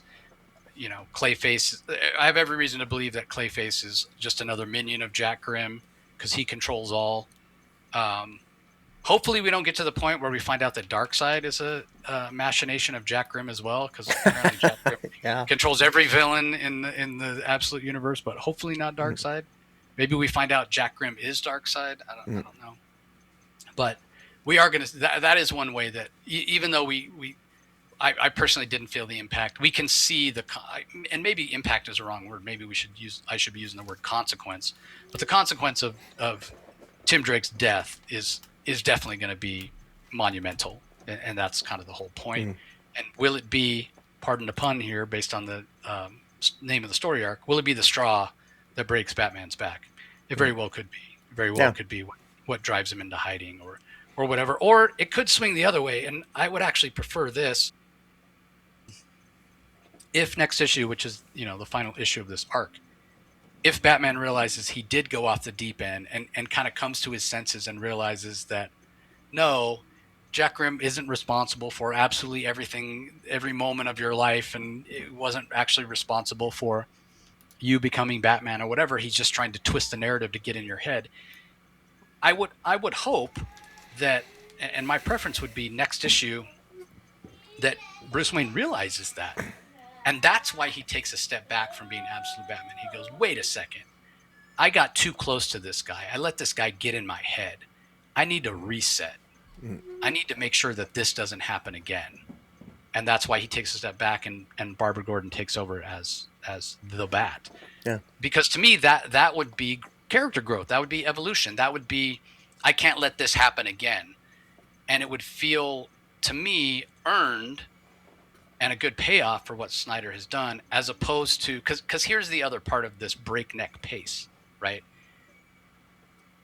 Absolute Batman, and Scott Snyder has given at least lip service to this before about, and I get that the world of the Absolute Universe may not really lend itself to this, but Absolute Batman, he feels like a very reactionary character to me, rather than being proactive. And again, that might just be innately built into the Absolute Universe because they are the underdogs, as Snyder has said so many times. But I would like to see, especially when you compare him to the main universe Batman, who's always thinking a few steps ahead. And this is an Absolute Batman he's always just reacting. He's constantly being attacked. Scott Snyder's talking about him always advancing. He's always being attacked, but he's always fighting back. But can we just have him stop to take a breath and go, hold on a second. Let me use my brain instead of my incredible brawn all the time. And that would be an interesting evolution of the character. It would be character growth, and that's what I want out of this story arc. So I have no idea if that's actually the way it's going to go. Yeah. Would be my preference. Yeah, I want to add two things. Number one, I want to emphasize how much I love the fact that his friends have returned and are going to help him. I think I predict they're going to be his saving grace in many ways. The intelligence or the lack of critical thinking that he seems to have because he's so young and brash, and Batman tends to rush into things, and he doesn't. Maybe he's not as much as the detective or a thinking person. Well, he's smart, but he can get a little bit too rushed and too filled with anxiety too quickly. His friends are going to pull him back from the brink, and so I really love Two-Face and Riddler and Penguin. I also want to bring to people's attention again, which was a mild criticism of Absolute Catwoman, the absence of Absolute Selina Kyle in this. Where's Selina Kyle? She should be around too to help Bruce. She arguably I thought would have been maybe the closest to Bruce, but maybe she isn't.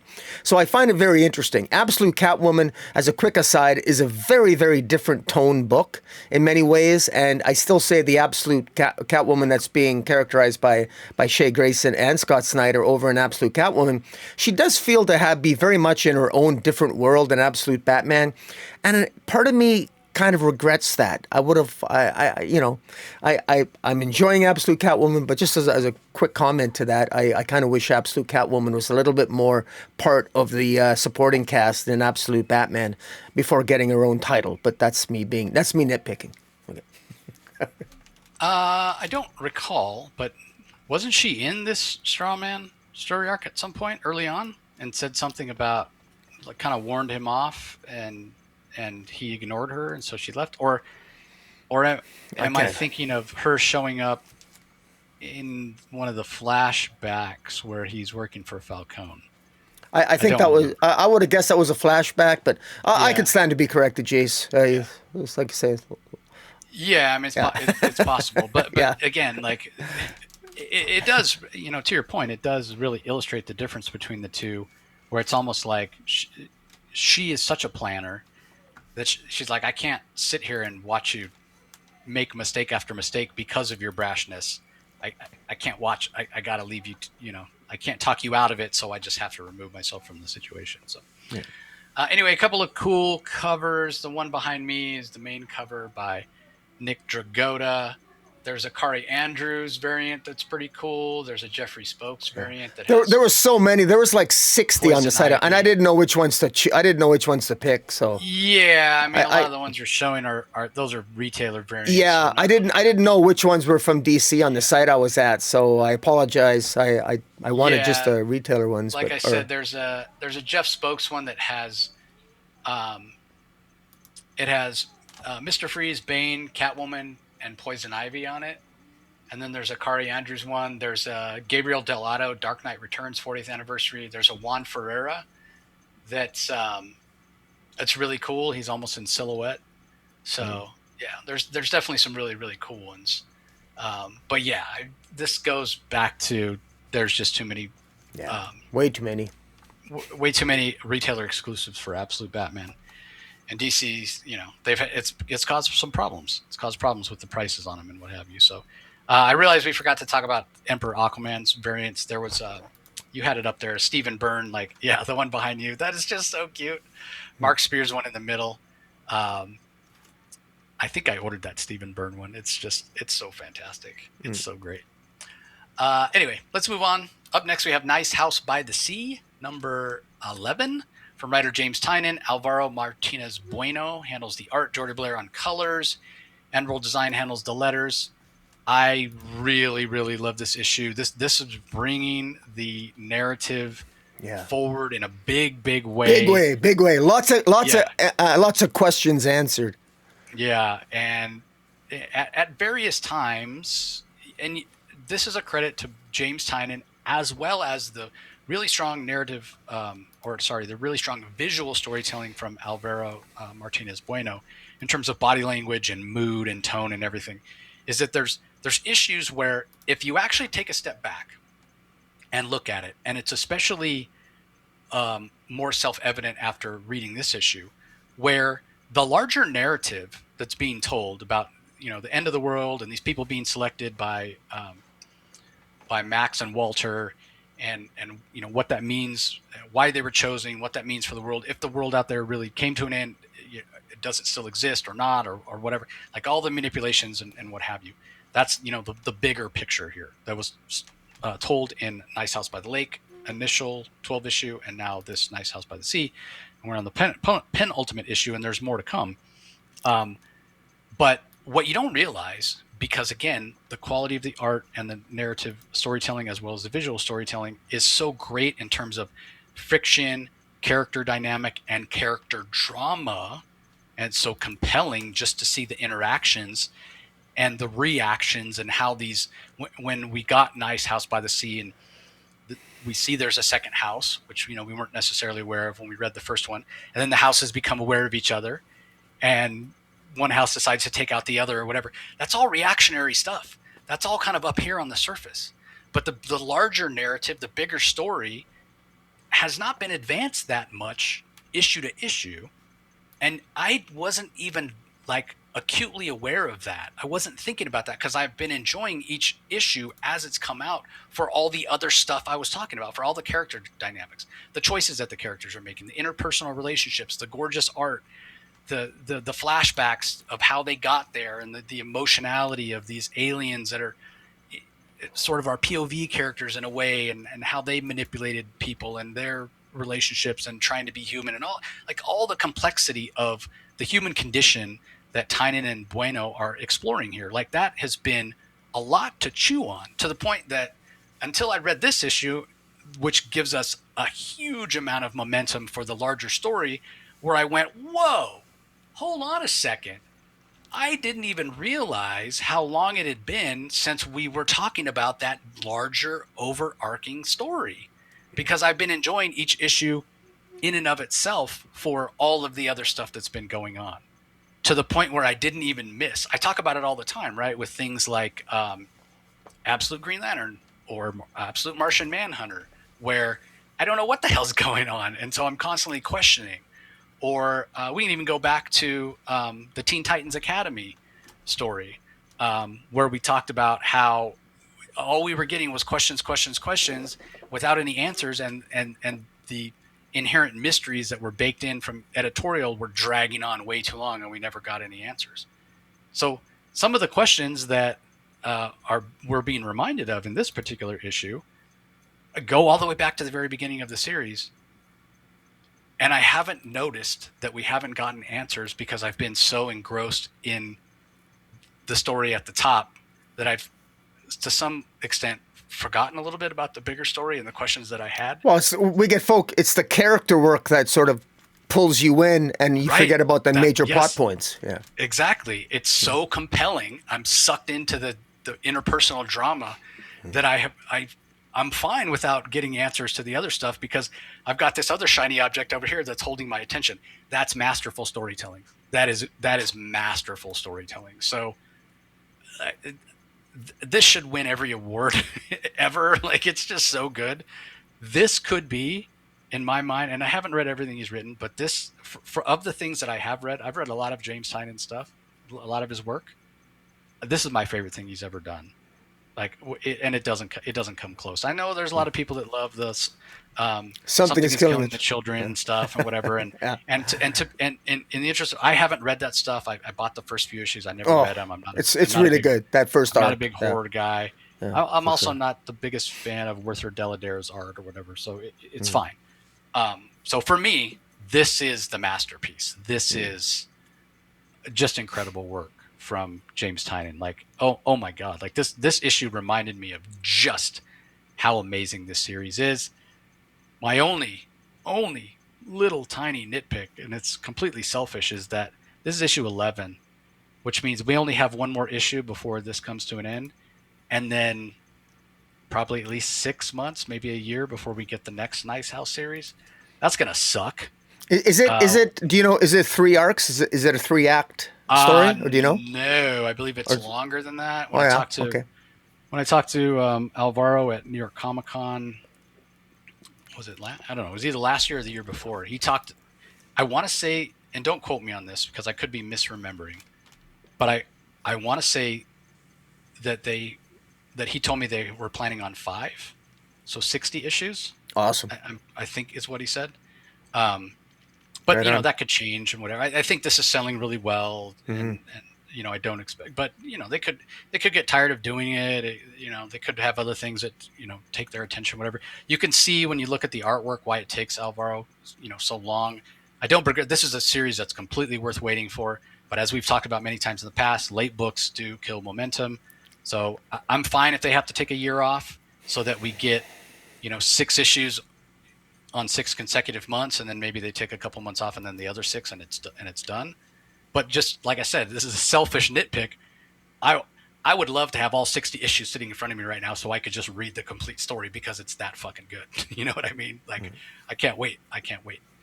So yeah, this was incredible. So, what are your thoughts on it? I almost don't even. I mean, most people, if anyone listening, if you've not been reading this series. I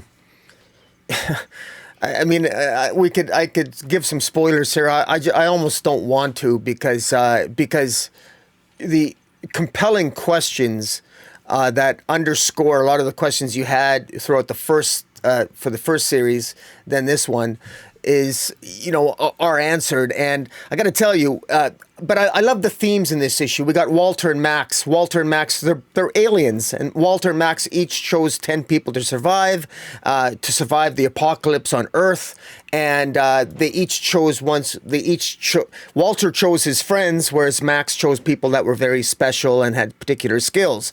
So the question, ongoing themes is, does it matter? Who do would that make a difference if you choose people with a special skill set versus just or choosing your friends? Does it really matter? And I love that. And so I'm going to focus on the story this way. I'm not going to give any of the spoilers. But I will talk about how I love at the end Walter and Max are arguing, and Max basically wants to is so fed up because their two worlds are colliding, so to speak, and Max just wants to kill them all. Humanity is a waste of time.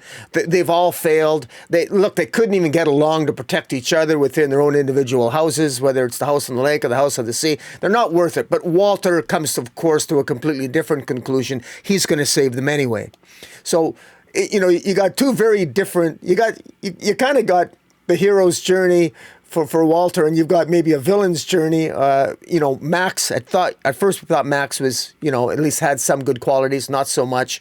But the character journey that Walter goes on, that Walter himself has to find his own inner hero, to step up to the plate, to realize that there's more to humanity than he thought. That this is more than just about saving his friends. There are principles involved, and because of all the machinations that have happened throughout all the series so far, and this is only the second one, and as you said, I guess there's going to be 5 and 6 issues. It really is good. You're pulled in by the characters, great character work, and fantastic art. And I got to say, I love the cover art as well throughout this series. This particular cover, I want to give a shout out to because it's actually the main cover. It's behind you. It's actually one of the characters, I believe, Oliver, the character Oliver, playing a grand piano. And on the grand piano it has a bunch of dead corpses, and it looks like a plague or something. It's just incredible. It's just a fantastic. Cover A's have usually been the best covers, which frankly is the way it ought to be. But yeah, very good series. And by the way, this came in at number 5 for me. So I do find it interesting. I know what you don't want to give away, and I won't give it away either. But well, we can. No. But the revelation, I'll just say that the revelation regarding Oliver, and because Oliver was really good. We know, we know Oliver was in love with Max and vice versa, and but he wasn't in Walter's house. So the way that played out was just, again, a perfect example. So even though this is an issue where we get a lot of the big answers for the main plot and a lot of forward momentum on the main plot, Tynion doesn't forget to still give us that character drama and character evolution. So the main cover, you mentioned it there, with Oliver at the piano, obviously by main artist, series artist Alvaro Martinez Bueno. The Sam Wolf Connolly cover is fascinating as well. It's gorgeous. Yeah. So anyway, hold on a second. Okay. For some reason I don't have Action Comics, but I thought I skipped it, but it's the last one. So anyway, and I bring it up because up next we have Kingdom of Zod Part 1 of 9. And that is in Supergirl 16 from Sophie Campbell, handling the script, Joe Quinones and Paolo Villanella on art. Joe Quinones colors himself. Arif Prianto colors the pages by Paolo. And then Josh Reed and Becca Carey handle the letters. I got to admit, I was a little bit disappointed in this. Obviously, I'm a huge Superman fan. And I have been anticipating this Kingdom of Zod event. But I sort of felt like not enough happened in this first issue, which is not always, a bad thing when you're getting a 9-part event. It's okay if it starts off a little bit of a slow burn. But I just felt like these two art styles did not work together, and it repeatedly pulled me out of the story. And that was a big failure for me. I'm a huge fan of Sophie Campbell's art. I get that it's not possible for them to write and draw every single issue, but I at least would have hoped that we could have just got one artist, preferably Quinones. I prefer his style. But if it would have been all Villanella, I would have been fine with that as well. But I just don't think their art works together, and it just bugged me. It just bugged me. And so that really knocked this down for me. So yeah, I think, where did I put this? This number 8, number 10, next to last for me. Yeah, I really didn't like the art, guys. So anyway, ranked much higher for you, Rocky. So fire away. Yeah, I want to say that the cover A links up with the cover A of Action Comics this week, which is part 2 of the Kingdom of Zod, and they really go well together. And I just want to say something to DC Comics. That's the way that connecting covers ought to be. Quite frankly, is the cover A's. I shouldn't have to buy a variant cover for connecting variants. Why not make cover A's connect with each other? So I appreciate DC doing that. So Kingdom of Zod Supergirl issue 16 can connect with Action Comics 1101 this month for cover A's. But in any event, the reason this is in my top 3. And when we review Action Comics, that's also in my top 3. I had a blast with this. Now, you and I reviewed Joe Casey's, General Zod had a series, Kneel Before Zod, a while back. And I love the fact that one of our theories, certainly one of my theories, was in fact correct. And I love it. And that is that, General Zod lost his powers because we were theorizing, where did Superwoman get her powers from? And, guess what? She did actually end up stealing General Zod's powers, which is exactly what we had theorized. Wouldn't that be a great idea we were talking about? But it's a long time coming, but, due to some sort of quantum entanglement that Lena talks about in this issue, and sees full fruition that theory in the Action Comics. But I really enjoyed this, and I also enjoyed the fact that I think it's very obvious. We end up with a female Eradicator showing up, which I think is the resurrected body, I'm going to guess, of Ursula, who General Zod's wife, who was killed in the Kneel Before Zod series. I think that's almost obvious the way they play it, but I like the fact that, despite Joe Casey's best intentions, and I know he had some editorial, I think I get the impression he had some struggles when he wrote that series. He couldn't do what he wanted to do with that series. But I like that this is returning Zod to really good form here. The whole kryptonite meteor that was sent to Earth, Zod, all of those are part of Zod's machinations. What happens in El Cadero, and he ends up basically ruling Caldera. Basically, all of this is Zod's master plan to basically come to Earth. And presumably, we're not really sure what Zod's maybe actual motives are, but Lois Lane does a really good job of holding him to account for that. But I love this issue is it's largely set up. The different artistic styles, it didn't bother me actually. I guess it's because I just enjoyed the story so much. I really liked how Supergirl I love how she took charge of the situation. She took it upon herself to take charge because she pretty much has to. She is more mature. It's very interesting. In Sophie Campbell's Supergirl, she's often portrayed and even artistically rendered sometimes. She looks like a teenager, and yet she's older than Superboy, both Superboys, or at least I believe she is, because she's the one in charge. She personally views that when Superman's not around, she has to be the one. She carries the House of El. She carries the mantle. And I like that Kara Zor-El thinks that, because I think that's true. I think she does. And there was a lot of characters here. One of the potential criticisms of this is if people there might be a number of people that aren't reading Supergirl. If you want to get into this Kingdom of Zod series, I would actually strongly recommend you should probably pick up this issue of Supergirl. I think it's necessary because I think it's going to give you some backstory that you're going to need to maybe fully understand the ramifications and the background to Zod and all the characters in general. So I think it's a really good idea to pick up this particular issue, and and it's again, I could criticize DC by going really 9 issues for an event, but I found myself really enjoying this, and I really like the action, and I in particular love I love Lois Lane in this issue. I love that with Eradicator showing up. Oh, pardon me, the Eradicatrix. Of course, eradicate tricks. Shame on me. And so there's a lot going on here. General Zod and Lois end up having a conversation that we'll talk about when we review the Action Comics issue. But this was largely a setup issue, but I really enjoyed this. And albeit this Supergirl, this opening issue was propped up because I did enjoy part 2 a little bit, even more than this issue.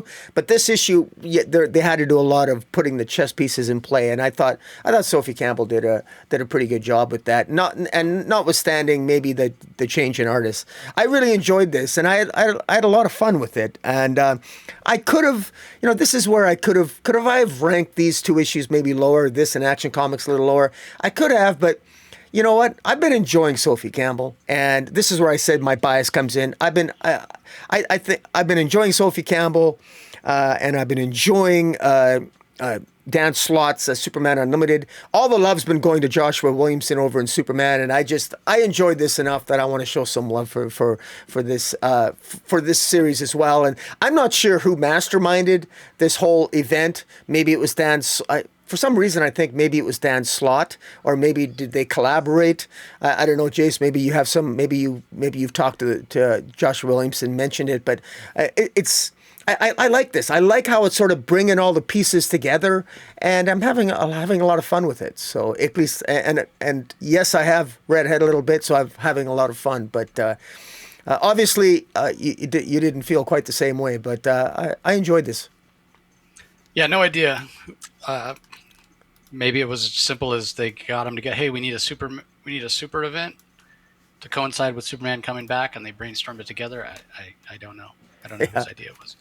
But you mentioned a return to form for Zod to some extent. Yeah. I want to be clear that it's a return to bad form. Like let's be clear here. This is not redemption. So anyway. Well, I just what I mean by that is that he's a little bit more. I like that he's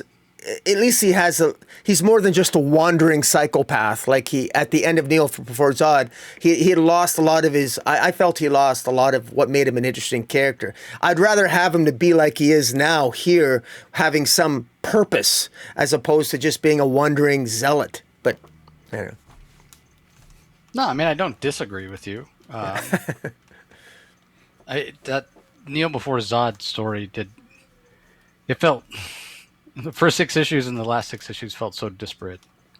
Definitely was an interesting narrative. So anyway, up next we've got Bleeding Hearts issue number 7 from writer Dennis Camp. Stephen Morian, Russ Manning award winner, San Diego Comic-Con this last year, handles the art. We've got Steph Bartolik on colors, and then Hassan Asman Elhau handles the letters. This did not come in as high as typical issues, and honestly not as high as I would expect. It only came in at number 7 for me. It's still very, very good. It definitely moved the story forward. But yeah, I don't know what there was about it maybe it's just a strength of the other things that I just enjoyed more.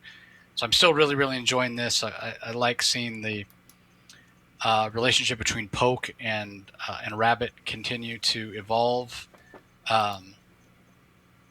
But yeah, it's issue. I mean, for lack of a better way to put it, and it seems like such a strange way to put it, because the events that unfold in here are life and death. But it felt like this issue was a little less consequential. So that's why it fell down a little bit for me. But still very, very good. I still really, really enjoyed it. Yeah. Well, I would add, I'm not sure you'd have to elaborate on not as consequential. I mean, one of the characters, I mean, the young Rabbit, I mean, could potentially, I mean, she was grievously injured by one of the undead. So there might be some consequences in that regard. But I share your sentiment, though, about how it's sort of like, it was just sort of more of the same. It was just basically Poke interacting. This is a few months later. He's protecting them. They established the fact that he's got his relationship with the mother and the young child continues to grow. They're still struggling to communicate. There's some suggestion that the child can communicate maybe and understand Poke, and Poke can maybe understand the child more. So there's an evolution of that. Poke his heart continues to evolve. There's an inference, implication that maybe you can infer that maybe he's becoming more human because of the nature of the language and what he's understanding and the interactions. But Poke is still very much trying to. He has one foot in the undead world and one foot in the world of humans, and that's still the central drama in this series, which is pretty good. But I agree, this opening arc, I'm not really sure where it's going, but obviously Rabbit being injured, what's going to happen? One has to wonder: is this young child going to become undead now, and maybe Poke's going to go one way and the child's going to go another? I don't know. But anyways, it was still pretty good. It never made. I put this in at number 9 for me, but I still enjoyed it because it pulled me in quite well the first 6 issues, and I'm really curious to see where Dennis Camp was going to go, what direction he's going to go in this second arc. Yeah, I don't think Rabbit is dead, but I guess we'll have to wait and see if that is in fact the case. But I will say that it is interesting to think about Poke becoming more human. You mentioned that. It seems like he's having emotions. He's even attracted to this other undead zombie right, female. Yeah. That's kind of creepy in a way. But anyway, up next we have Batman and Robin Year 1, Dynamic Duos, Chapter 1. So this is bringing creators Mark Waid and Chris Samnee back together on co-plot. Waid is credited as writer, art by Samnee, colors by Matt Lopez, letters by Clayton Cowles with Samnee. This is basically just continuing the story that these guys told in their Batman and Robin Year 1. So, nothing wrong with this. It came in at number 8 for me, but it's just not only up that high just based purely on the strength of the other books this week. It's great to see Catwoman in Samnee's style, drawn in Samnee's style. I really enjoyed that. So yeah, nothing bad about this. But just ranked a little bit lower just based on the strength of other books this week. So, yeah, I love Chris Samnee's rendition of Catwoman. I'm glad you brought that up. I got a little bit of some Darwin Cook vibes, just a little bit. Even with her hint of a beautiful smile there. So I thought that was good. One of the I love how Mark Waid. This being, of course, still of the Year 1, I love how we get Barbados, the Bat Gods mentioned, and of course, Batman thinks it's a joke.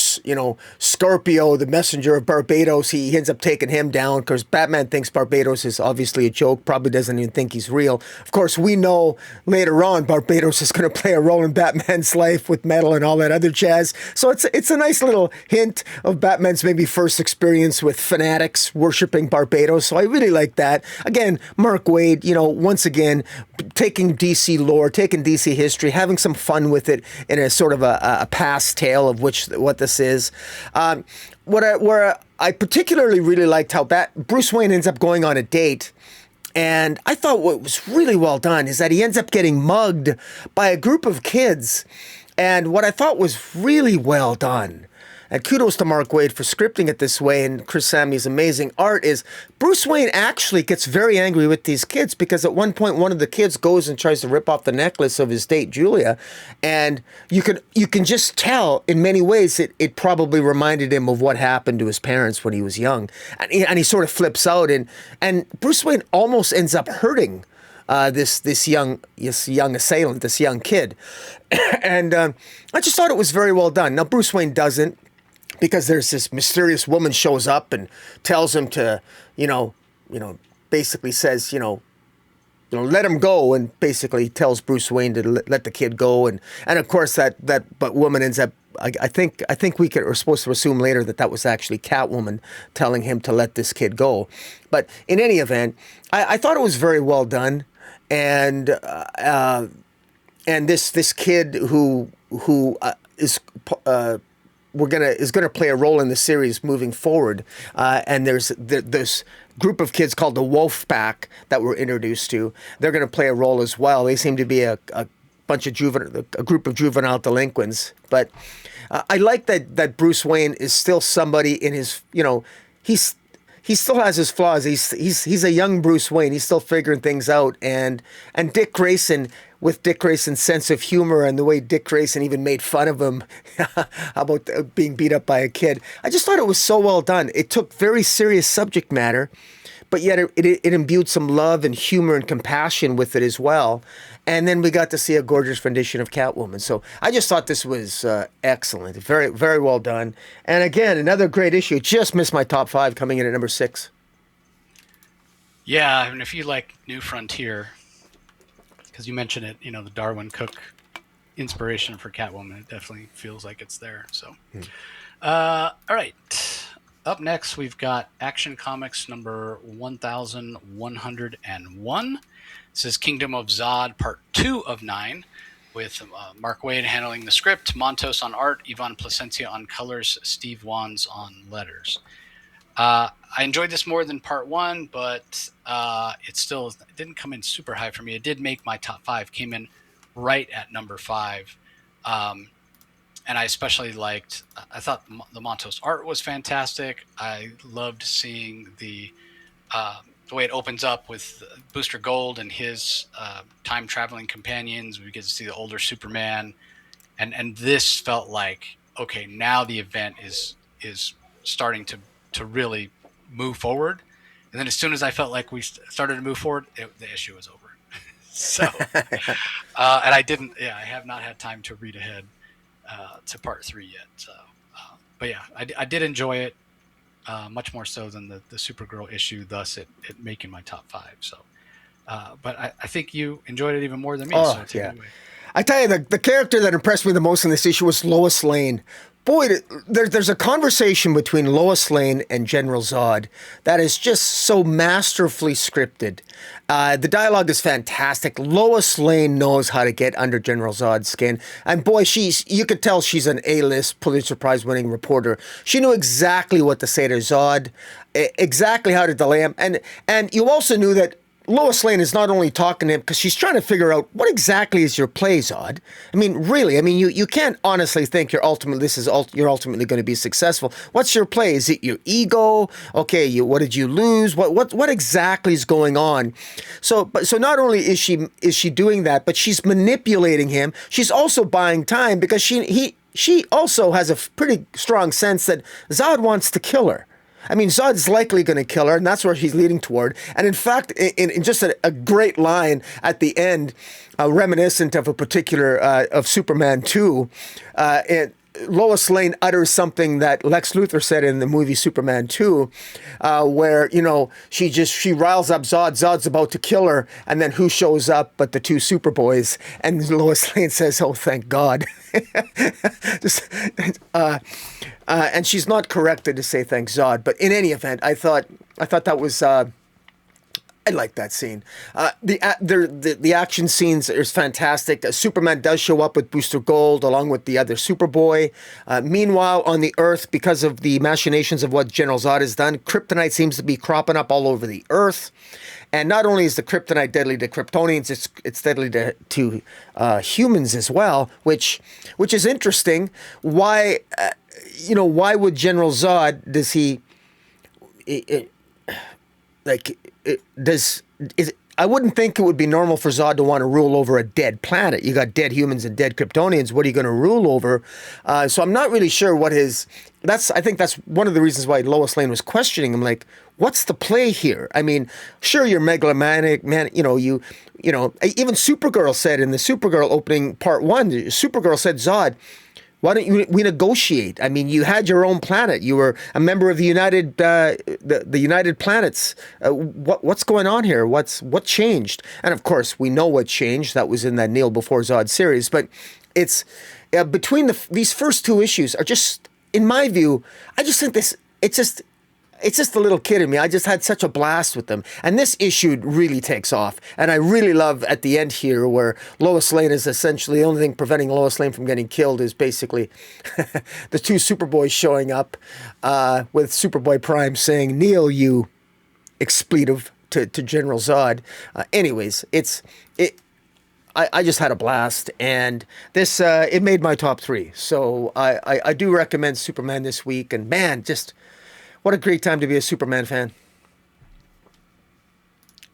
Yeah, I mean, it's great to have him back after him being gone for a little while. I thought DC did a good job getting, Prime to headline the Superman series was inspired choice. Again, if you got a chance to listen to my interview with Hayden and Josh Williamson, we did touch on that. So anyway, in terms of collected editions this week, there are a few. Starting with Batgirl Volume 3, The War of Shadows. This is the third issue, or the third volume, rather, of the Tate Brombell run. We've also got Batman by Tom King, Book 3, trade paperback. So that's been less well received. That might be an understatement. But yeah. Also, we've got DC KO Superman trade paperback, which is reprinting a bunch of, as the name implies, it's reprinting a bunch of the Superman KO stuff, basically issues 28 through 35, from the regular Superman series, which is basically the issues that tied in with the DC KO event. We've got DC Universe Bronze Age Omnibus by Jack Kirby hardcover. It's too many books to list, but it's a ton of Jack Kirby Bronze Age DC stuff as indicated by the title. 1,472 pages for $175. So if you're a Kirby fan, that's a good way to get a bunch of Kirby material relatively inexpensively. And then we've got Deathstroke Volume 1, The Professional trade paperback. This is the Christopher Priest series. We haven't gotten enough of the Tony Fleecs series to collect in a volume yet, but if you're curious about the rebirth version of Deathstroke from Christopher Priest, which was fantastic. This collects the first story arc, so issues 1 through 5 plus the rebirth one shot. 144 pages for $17.99. And we've got Batman Detective Comics Volume 3, The Courage That Kills hardcover, or you can get it in softcover. That's the current Tom Taylor run, Courage That Kills, linking back to early days of Batman and a kid whose father Batman put in jail and what have you. Great story. Also, there's an Elseworlds Justice League Omnibus Volume 1. You've got 1,232 pages of Elseworlds Justice League stories for $150. We've got Alex Ross stories. We've got James Robinson stories. We've got Mark Waid stories, Paul Smith stories, Christopher Priest stories. Yeah, it's a ton of Elseworlds material if you're so inclined. Also, Jeff Lemire's JSA running is getting a Volume 3 hardcover or softcover, whatever your preference. That's collecting issues 13 through 18. And then Dan Slott's Superman Unlimited has its second volume coming out, again, available in hardcover or softcover, collecting issues 7 through 10. And then finally, Wonder Woman Volume 2, Year 1 trade paperback. This is from writer Greg Rucka with art by Nicholas Scott.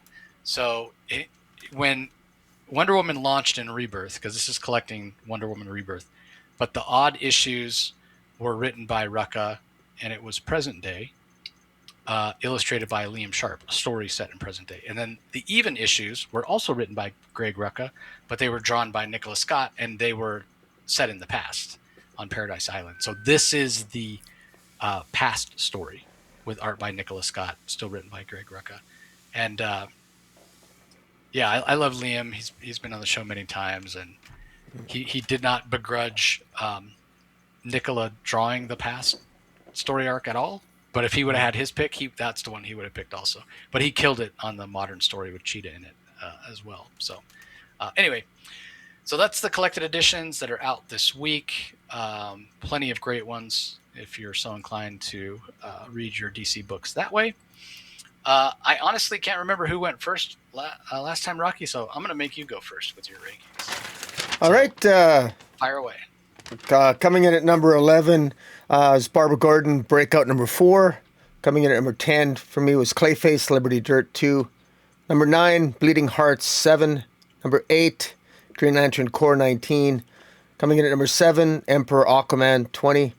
Number 6, Batman and Robin Year 1, Dynamic Duo, Issue 1. My top 5, number 5 was Nice House by the Sea, Issue 11. Number 4, Absolute Batman 23. Number 3, coming in at number 3, Fury of Firestorm, Issue 5. Coming in at number 2 was Supergirl 16, Kingdom of Zod Part 1. And coming in at number 1 was Action Comics 1101, Kingdom of Zod Part 2. Great week. Just a really, really good week. I mean, if I didn't know better, I would think your top 5 would be my top 5. Other than, I tend to like Aquaman more than you, and it's usually ranked higher. And also Green Lantern Corps is usually ranked higher. But yeah, when you talk about Action Comics, Supergirl, Fury of Firestorm as your top 3, I'd be like, that sounds like a top 3 that I would pick. And Absolute Batman all the way down at number 4. What the heck's going on? So pretty funny. But yeah, wildly different, which is I always find fascinating. So we do have the same number 11. Talked about it before, but I do feel like it's far and away, and you felt that way as well, far and away the best issue of the series so far. So Barbara Gordon Breakout number 4 comes in at 11. At number 10, I've got Supergirl 16. Again, I just could not get over that disparate art. At number 9, I've got Clayface Celebrity Dirt number 2. Coming in at number 8, I've got Batman and Robin Year 1 Dynamic Duos number 1. At number 7, I've got Bleeding Hearts 7. At 6, just missing my top 5. And again, when I first read it, I thought it was going to be in my top 5.